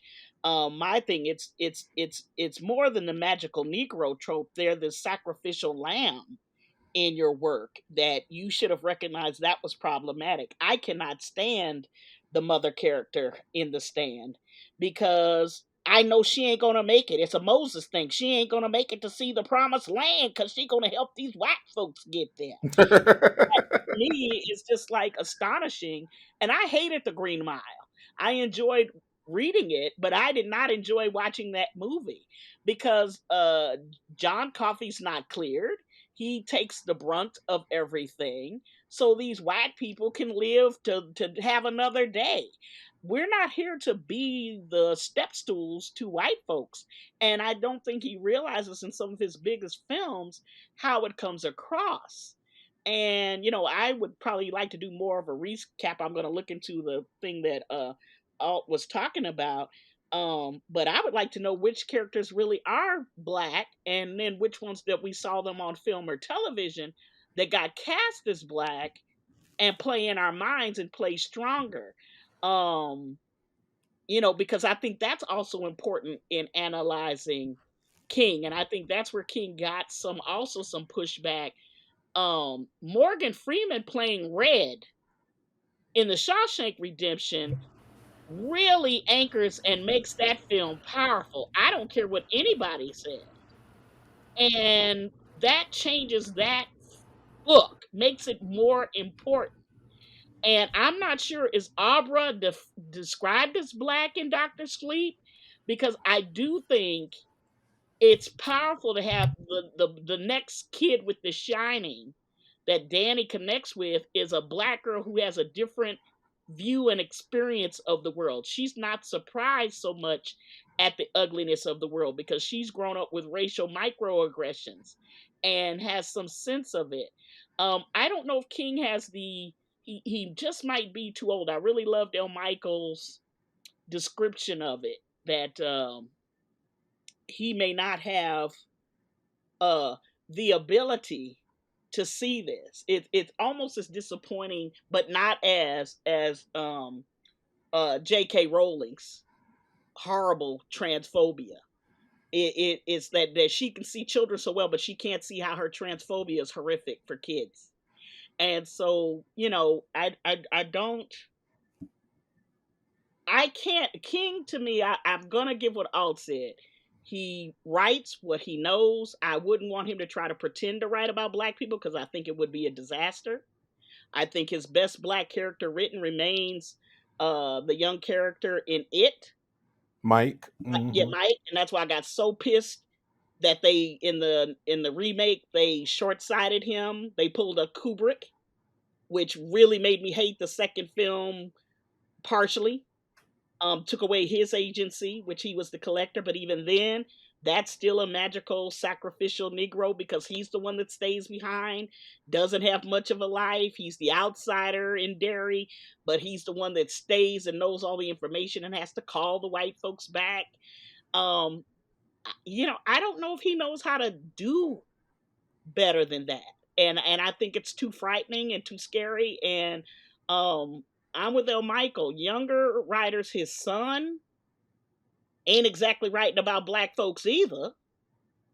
But I'm looking at him. You've been out in the world, You're Joe. right. Where are your Mhm. black folks? Because what is it? The Dracula Nosferatu. Okay, you picked a kind of swirl flavored black girl, but I don't know if she's black in the book. I had a hard time getting through that. And the series I thought was kind of disastrous. So you might have passed that gene on the super liberal. Can't write Well, black you folk know, in. he got Lock and Key, which they cast some black folks in that. Yeah, but But I don't know if those characters were originally. I literally just bought Lock and Key to see the graphic novel series to see whether or not they are black in the actual graphic novels. and I also think King would have got caught and called out earlier if we looked at some of the contemporary black writers of the time whose work wasn't being produced for television or mainstream. Tanaref Dew has had just as long as a career, not as prolific, but she's had some cutting and winning ideas. And, there's a couple of her works that I am just mind boggled that they have never been successfully produced for film. And, we don't talk about the absence of it. I think Andre Brower in The Mist makes that movie, but once again, I'm careful because he's viewed as the angry adversarial black man. Um, Hmm. yeah, so I just I don't feel hard pressed to put black folks in King's world. Um, I'd never felt remiss I wasn't in his world. In a lot of ways, I was kind of glad because Lord, your world, white folk, my thing was white people are wow. And how he viewed them. Um, so I don't feel bad a lot of black people.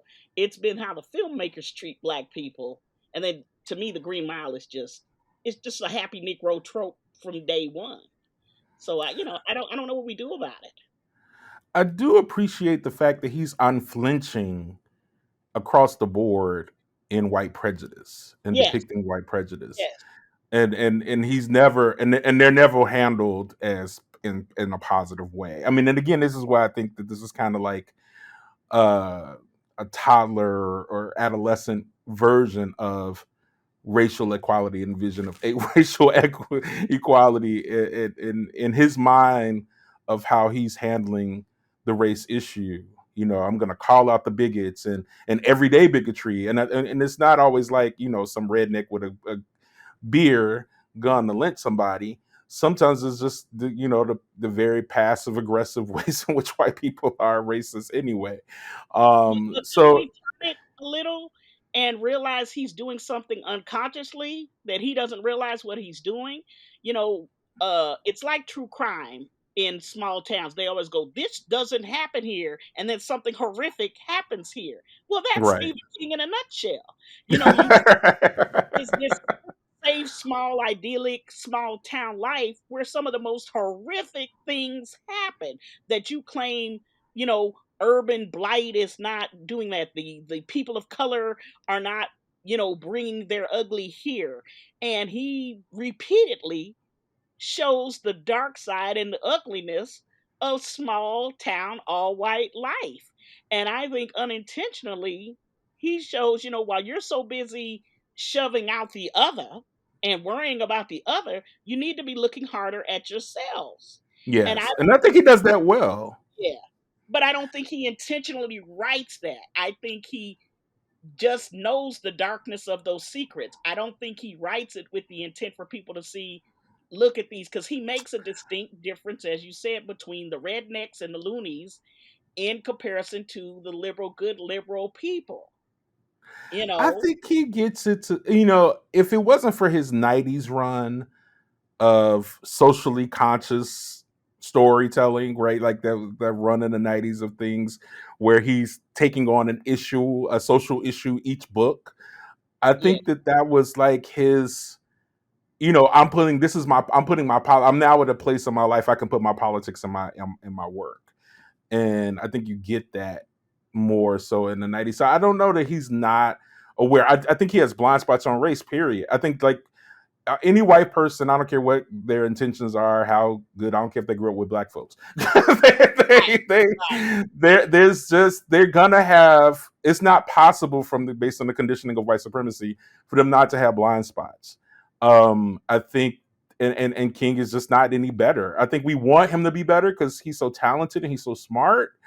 But like a lot of white folks who let us down, he's not better, and maybe not even as good as he thinks he is on these things. Which brings me to the fact that a mostly black It prequel is in development right now for Mm. HBO Max called Welcome to Derry, that is going to tell the story of the black folks who came to Derry and were murdered. Of course we were. Well, the Mike story on some level of what Mike was, envisioning. The It prequel is gonna go there. And so I don't think that King is involved in the writing of it. Yeah. But the casting of it is mostly black folks so far. So how do we feel about this, story to which we know has a bad ending for black folks already? Like, not unlike Them, right? Which also had a bad ending for black folks for the most part. Lord. Uh, Ooh, what to talk about? how do we feel about the idea of Welcome to Derry, given the things we've said about things that are inspired by Stephen King? Mm. Oh, you want to jump?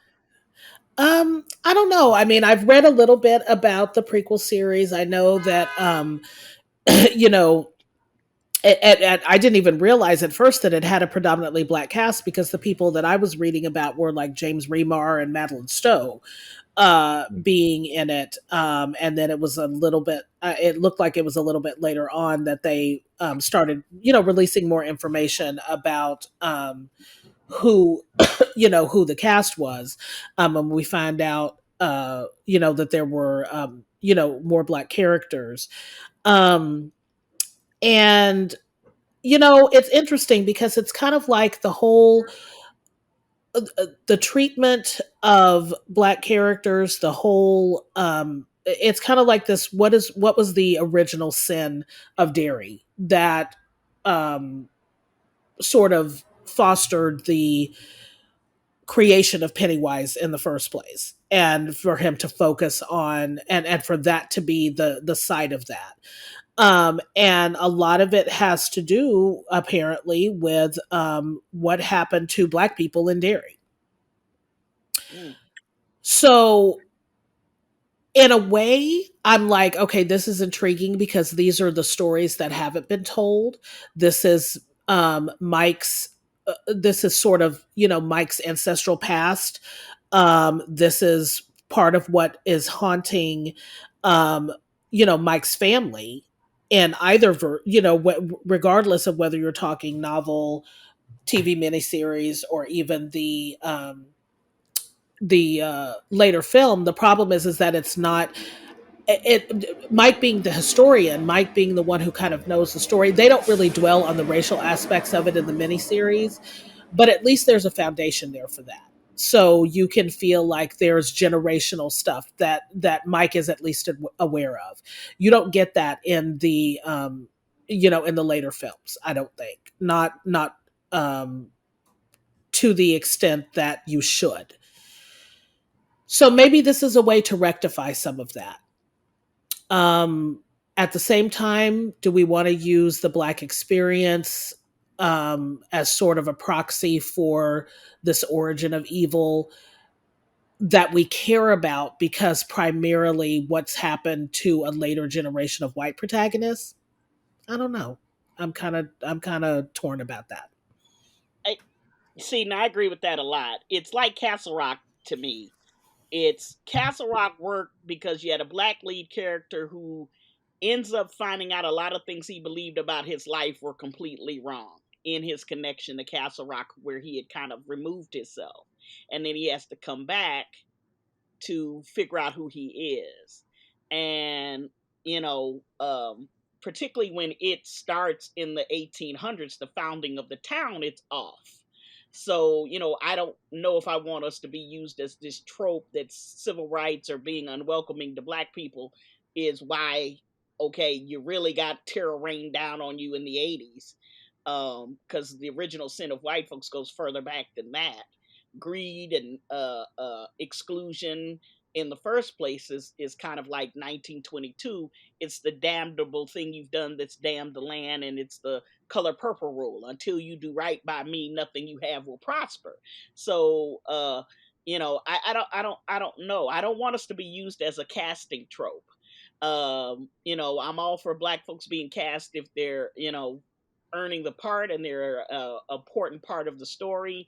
It's sort of like them, yes, the lead actor is black, and his race has meaning from time to time, but it's also just there and lets you interpret it. I think that's why people got upset with from, but I think that's why people got upset with they, because they knew it was coming, that we were going to see this horrific violence. I'm not for black torture porn. So, if you can tie it into something that black folks are investigating Pennywise, or investigating the ugliness of Pennywise and the evil of Derry, then that. But if we're just going to be the victims, then I'm going to have issues. That's Halloranism. That's where it's happening to us, not with us. Right. Yeah, and thanks for that correction of not them but they. Yeah. The Amazon Prime series for folks who may not know what we're talking about.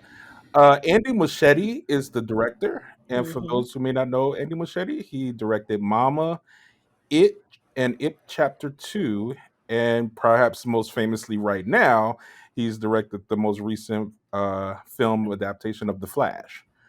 So he's going to be our director, Yeah. and And he's he's got, he's yeah. Argentine.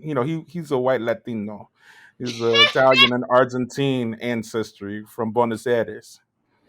So we'll see whether what he brings.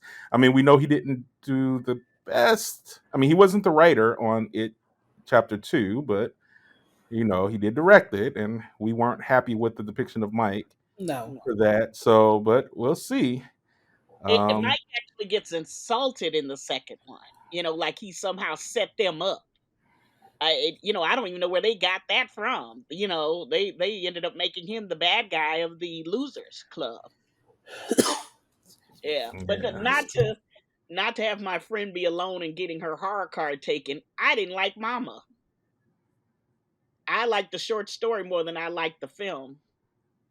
So, you know, Oh, yeah. y- Mama for me was just formulaic. yeah, I didn't hate it. I was just like I was surprised at how well it did yeah, I because it was too. felt to me. I was shocked. I mean, because I really felt like Mama was like a ho hum ghost story that we had seen before, Yeah, and the reveals weren't that shocking. I was just like, okay. I mean, it wasn't a bad movie to me. It was just it could have been any old horror movie from another period. Hmm. Like there's it three. wasn't special to me, and so that was I think Yeah, that was what it was, and I there's was three like, oh, short this was a huge stories. hit. Yeah, they had three Yeah. short stories that ended up being huge hits that should have just stayed short stories. That was Lights Out, Mama, and Norman, which became Come Out and Play.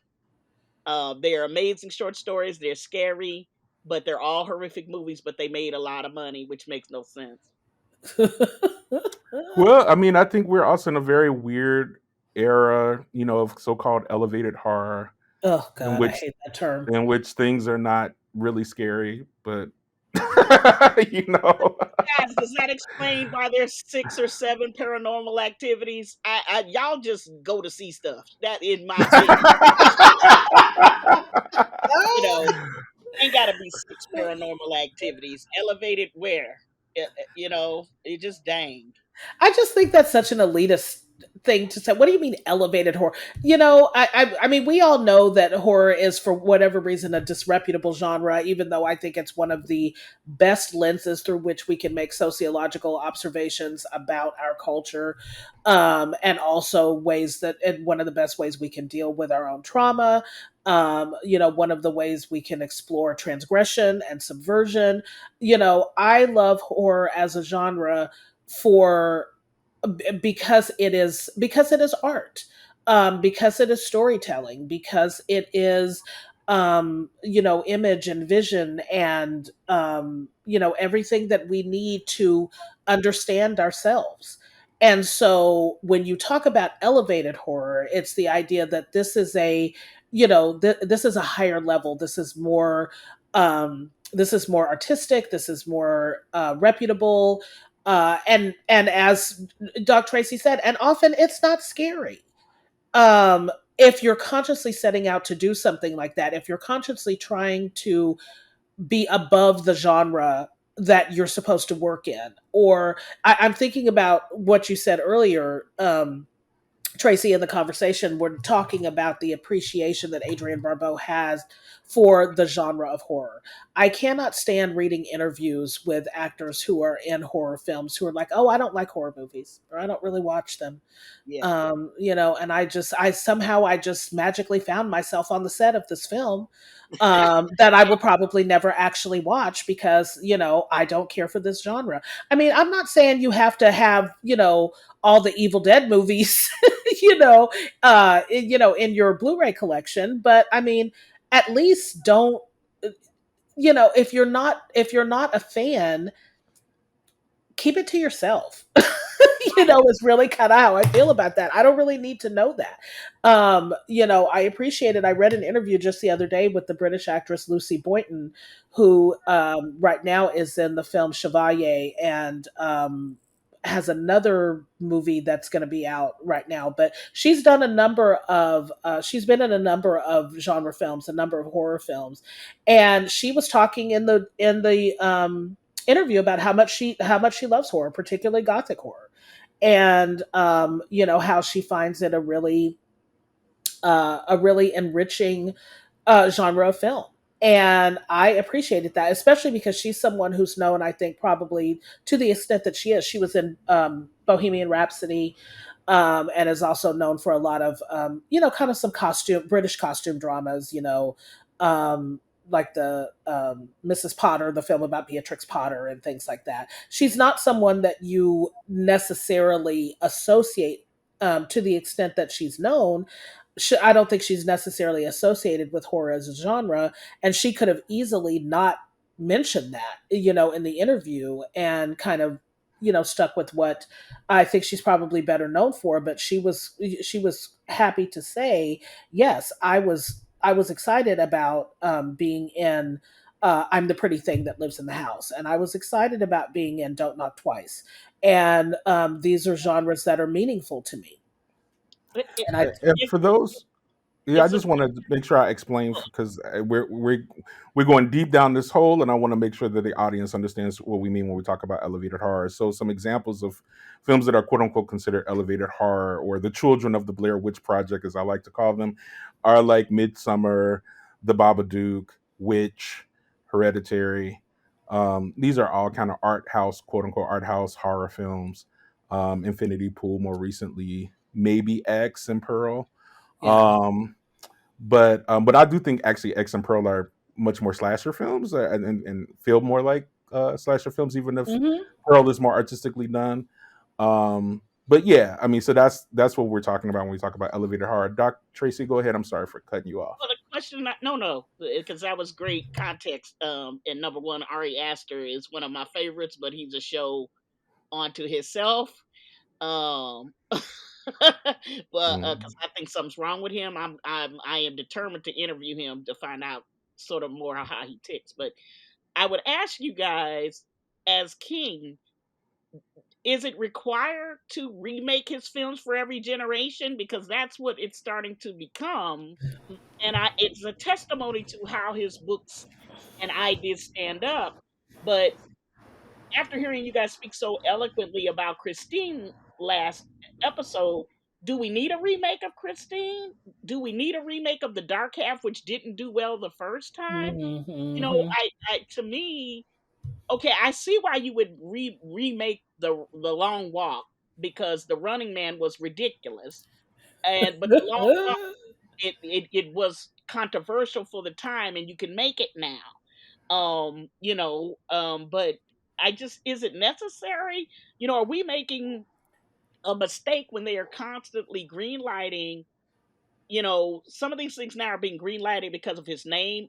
El Michael's really woken me up to, they're gonna make a film out of The Girl Who Loved Tom Gordon. I don't see that being a hit. I just don't. Watching this little girl walk through the forest for 90 minutes is not gonna fly. But and do we, are we gonna remake Carrie one more time? Are we gonna remake Probably. Children of the Corn again? I mean, they Why? literally just remade Children of the Corn last year, Yes. so I mean, Hmm. yeah. I mean, I think that right now we're in an era in which IP, everything is about intellectual property and things that are already familiar to audiences. Kind of like what this season is for Gipson Gazette podcast is all about nostalgia. Nostalgia is in the air in Hollywood these days.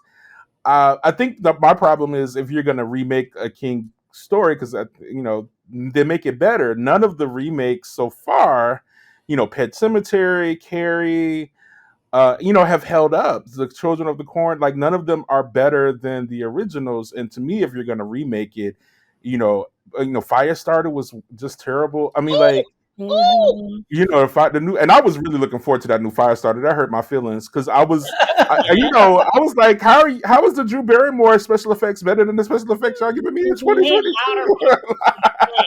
Ooh, Firestarter. Like the 1980 special effects actually were better than what y'all giving me. Yeah, I think it's just about what do people already know and what's already do we own the rights to, and Well, I'm gonna ask yeah, y'all to ride with unfortunately. me if they mess up the Boogeyman one more time. I'm ready to ride. I'm ready to ride on people. Just why don't you just leave the Boogeyman alone? Just admit you don't know how to make that. You know, because that short story scared the hell out of me when I was a kid, and it still scares me as an adult. But there has never been a good Boogeyman film. Just leave it alone. Leave it alone. All right, we will wrap up with our last question. Be brief because we are well over 2 hours. Yeah. Um, on King, what does King and his works mean or say to you now? That's a great question. What does King and his works mean or say to you now? And folks, we already know we ain't even touched the Dark Tower stuff. We ain't touched the Peter Straub collaboration stuff. We ain't touched you literally could do a whole season devoted to just Stephen King, as we've Hmm. already shown you in Yeah. 4 hours of conversation between last show and this one. And we get it. But the man was, I think only PG Woodhouse might have been as prolific. Getting books. Danielle Steele. They might be the top three for just a book. Every time you look up another Now, book. what's his name that's now putting his name on people's books he didn't even write? Um, the Well, I Michigan. feel like that's a lot of people. Like VC Andrews died, Oh, when I was a kid, and Oh, she still got exactly. books coming out. yeah, but at least no, she's talking about James Patterson. At least VC Andrews died. Yes. James is James is sitting right there and Yeah, having the nerve to talk about the difficulties of white men getting published now. oh, Yes. Jesus As Christ. as if authors of color and women have just taken over publishing, and white men just can't get a break anymore. I mean, it's the most ridiculous. Um, I'll say, as far as Stephen King, admittedly, I haven't read his more recent works consistently. I mentioned, I think, on the last episode, I'm looking forward to reading Fairy Tale. I've seen some very good reviews of that, and it looks right up my alley. Other recent stuff like Sleeping Beauties, I'm not as interested in. He collaborated on that, I believe, with his son Joe, if I remember correctly. Can't ever remember if it was Joe or Owen. Um, but I think that it's obvious that he's really more of a cultural phenomenon. Um, I think that he is more gifted as a writer than he gets credit for. But I also think that um, he has excesses, blind spots, as we talked about. He still, I don't think he really knows how to conclude novels in effective ways. And I said before, and I still say that I think he's more effective in short form, writing short stories and novellas than novels. Um, but I think that he is very much, he's a very generational writer. His work has obviously touched various generations since he started publishing in the 70s. But I think he really evokes a particular place in your life. When you first, people often they remember what their first novel was, their first Stephen King novel, or their first exposure to his work, first Stephen King film adaptation they saw. And he's just become one of those kind of generational touchstones, to the degree that I think maybe it makes it harder to evaluate his work. But he's obviously still very much worth reading. And even if you don't read his most recent stuff, you've got, you know, 40 odd years of work that you could go back and rediscover, that's still going to have something to say in a contemporary context. Yeah, almost 50 at this point, because his first book and me, I think, are born the same year, or he might, or maybe 1 year before me. And I'll be 50 in a year and a half. Oh yeah, true. Yeah, So, yep. Okay, almost 50. What did I say? 40 yeah, some odd? Yeah, almost yeah, 50. that's yeah, almost 50. That's Hmm. I think what's interesting is that a lot of book people, authors who are popular in their time, aren't popular generations later. Like they just literally get forgotten unless the movies were made about their works, and even then, audiences don't know that those movies were made from books. I don't think that he's gonna suffer that.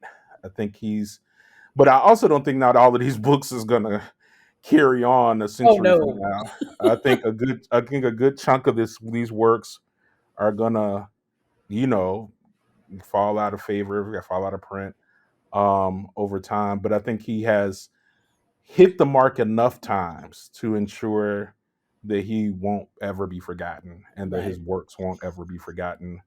Um, what does he say to me now? I think what's interesting to me at this age is because I'm working with teenagers in how Alpha Generation sees works that I took at face value. Um, is really interesting to me. Works that I loved that they cringe over.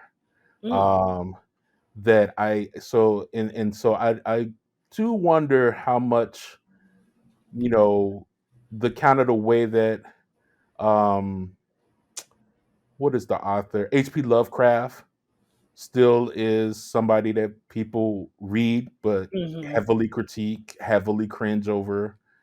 I'm curious as whether or not that may be the fate of a king Huh. a century from now for some of his things.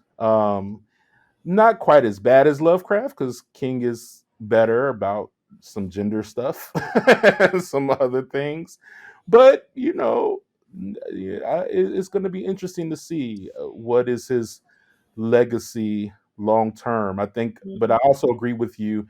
I think kind of like Michael Jackson, he's like the Michael Jackson of horror literature. Like his is so big, it's so much to try to wrap your arms around. The tentacles are so deep in the cultural soil. The other authors he's influenced and told them how to tell a horror story. is so baked that it becomes difficult to parse out the king from, as technician and writer versus king as cultural phenom, and how much is just reflective of the times that he wrote about and was in. So yeah, I don't know. I think for me, I'm more ponderous, um, but also I have a lot of grace for King because as a kid, he helped me to feel heard and seen, and my fears and insecurities were affirmed. And even my darkest desires got to get realized through some of his most powerful young people. And I'm grateful for him for that. So, what you got, Doc Trace? Um, well, I guess I'm gonna say this. I think if King had died in that hit and run accident, you might be right that he might go the way of, you know, this guy that wrote a lot of books. But I think he has lived long enough and has produced enough different texts that certain books, maybe not the ones that we love and enjoy, are going to come up again because the Academy hates King, but they have begun to gradually admit there's been some really good stuff. And I'm with Alt. His short story writing style is a textbook for short story writers, and that field of genre has gone away in some ways of being taught and being masterful at it. And King is one of the last masters at that kind of short story anthology writing that I think young writers who love horror and science fiction will always refer back to and admire. But some of his novels have been extremely powerful and plus very cutting edge. Like Mr. Mercedes really captures an era. So I do think he has a few books that capture an era that will remain elevated. Because remember, he's had a rival that people equally love but do not talk about in the same sense, and that's Dean Koontz. Hmm. And Dean Koontz has published more books Yep. and has been just as financially successful, if not more. Yep. And his books are not necessarily always adapted into film or television. So King is resonating with society in a way that I don't think Kuntz does, or Peter Straub, who I enjoy his stuff.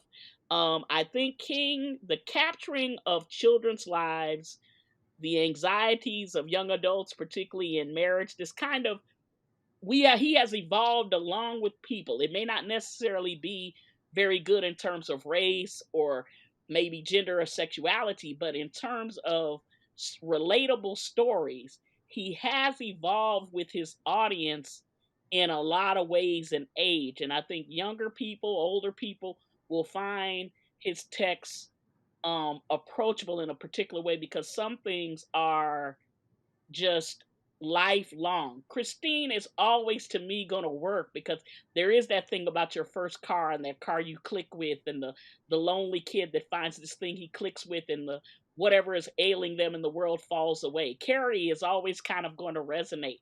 There's going to be books where he's mentioned, maybe not with the masters, but oh, if you want to read this as this, it's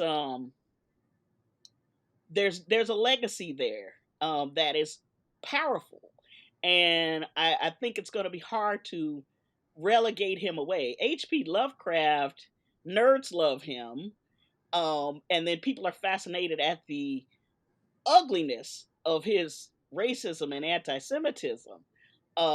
That you're almost mind boggled that he's popular. I don't think King has that problem. I think King is viewed as all these people for years said he was lightweight and he overwrote and he did this and he did that, and he has maintained being beloved. Um, and I don't think that's been nicked. I think the question for King will be, and what he means to me, is what happens as we move away from being a society that doesn't read and we become a society that envelops things through different mediums. Is he in trouble? Because most likely, most young people have seen the film or the TV series and then they write off the book because they think it's the perfect adaptation and they have no idea. So that's going to be the problem, is what happens when we stop becoming a society that takes in long form uh, entertainment and needs something else. I don't know how good I would be with King on books on tape. I just ordered it because I'm very fascinated to see how I would do with it on tape. Because for me, King was always that kid with the sheet over my head after the lights were out, reading it, even though I knew I should have been in the bed at 2 o'clock in the morning. I don't know if that still exists for our generation. So younger people, there's a very different way they're looking at something. So I think that's where King's legacy is going to fit, is how does the world consume around him is going to be the thing. But I think he's always going to be considered a horror classic, where he wants to be considered one of the great writers of all time. I don't know if he'll stick with that or get to stick with that. Yeah, I don't think he'll ever be considered one of the greatest writers of all time, but I do think he will always be considered one of the greatest horror writers of all time. And I think what's interesting is, you know, like we said, not every book, but one of the things that I've recently come to appreciate, Toni Morrison orally is actually better than Toni Morrison written on the page, because you realize that she actually writes as an oral griot when you hear Yeah. her books spoken out loud, like things that may not have been able to be understood because she jumped like from one sentence to another to a different setting and time completely. uh Orally makes complete and total sense. So I think it's going to be, those works that that may have more of an oral uh, appreciation to them, that may last a little longer. But I think there's always going to be, to your point, Dr. Tracy, the teenage girl or boy who feels bullied, put upon, and the catharsis that a Carrie offers, the catharsis that a Christine offers them. There's always going to be um, somebody in a domestic violence situation who feels trapped, that Dolores Claiborne offers a catharsis. Like, I think one of the secrets of King is that there is just people who are trapped in these experiences in real life, for whom he offers a way out. Um, and those people are going to exist a century from now, or 2 centuries from now.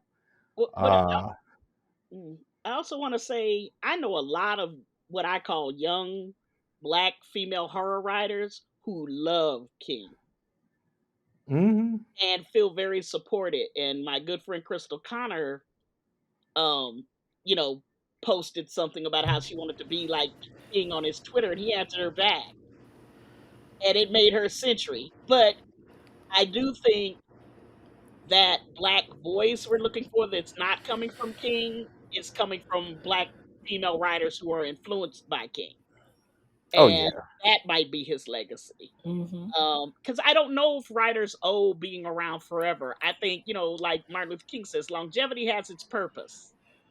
But I can look back. People love Poe, but do they actually really read Poe? What they required to in school, at least they were when I was a kid. yeah, but not these days. Not these days. And everybody was required to read Shakespeare. I don't know if people read Shakespeare like that. You know, um, people struggle with Toni Morrison. People struggle with Octavia Butler. She got lost and then got rediscovered. So that's one of the cool things about authors, is that they can get lost and they can get rediscovered. I think King is going to be hard to lose, but he's also going to be a nugget for some kid to rediscover. So I'm not mad or worried about him being uh forgotten. Some kid is going to dig through the crates and find some King, and it's going to connect with him in a way that's going to change his or her life. Um, like some kid's going to find J.K. Rowling and not know she's a jackass. That just is, writers are who they are. you know. So I think King is always going to be there, not lost. I don't see him going out of print. H.P. Lovecraft was out of print for a little bit. Well, he wasn't in print to begin with, really. One of the things I was going to say was that the reason people know Lovecraft's work now and he became so incredibly influential was because he had a personal champion in August Derleth, who Yes, was a fellow writer and a correspondent of his, and who actually founded a publishing house in order to get Lovecraft's work out there because every place that he took it to try to get it published turned it down. So King is ubiquitous in our culture in a way that Lovecraft never was, yep, and never would have had really did never have an opportunity to be. And I think Lovecraft's work was too esoteric to have that kind of expansive reach. That's one of the things about King that L. Michael pointed out. He's so relatable. His characters are accessible. They're people we know. They're people like us. And so even in the areas where he has faults and weaknesses and blind spots, he still taps into some of our common humanity and taps into the way that we tell each other stories and want to tell our own stories. And so I think that's part of his resonance today, and I think that will continue. I think he's going to be like he's going to be like an Agatha Christie, in that Agatha Christie to this day is still one of the best-selling authors ever, and people continue to read her work and continue to make film adaptations of her work. And I think King is going to be a very similar type of popular author whose work is going to continue on in that manner. I 100% agree because there's a certain black exploitation writer that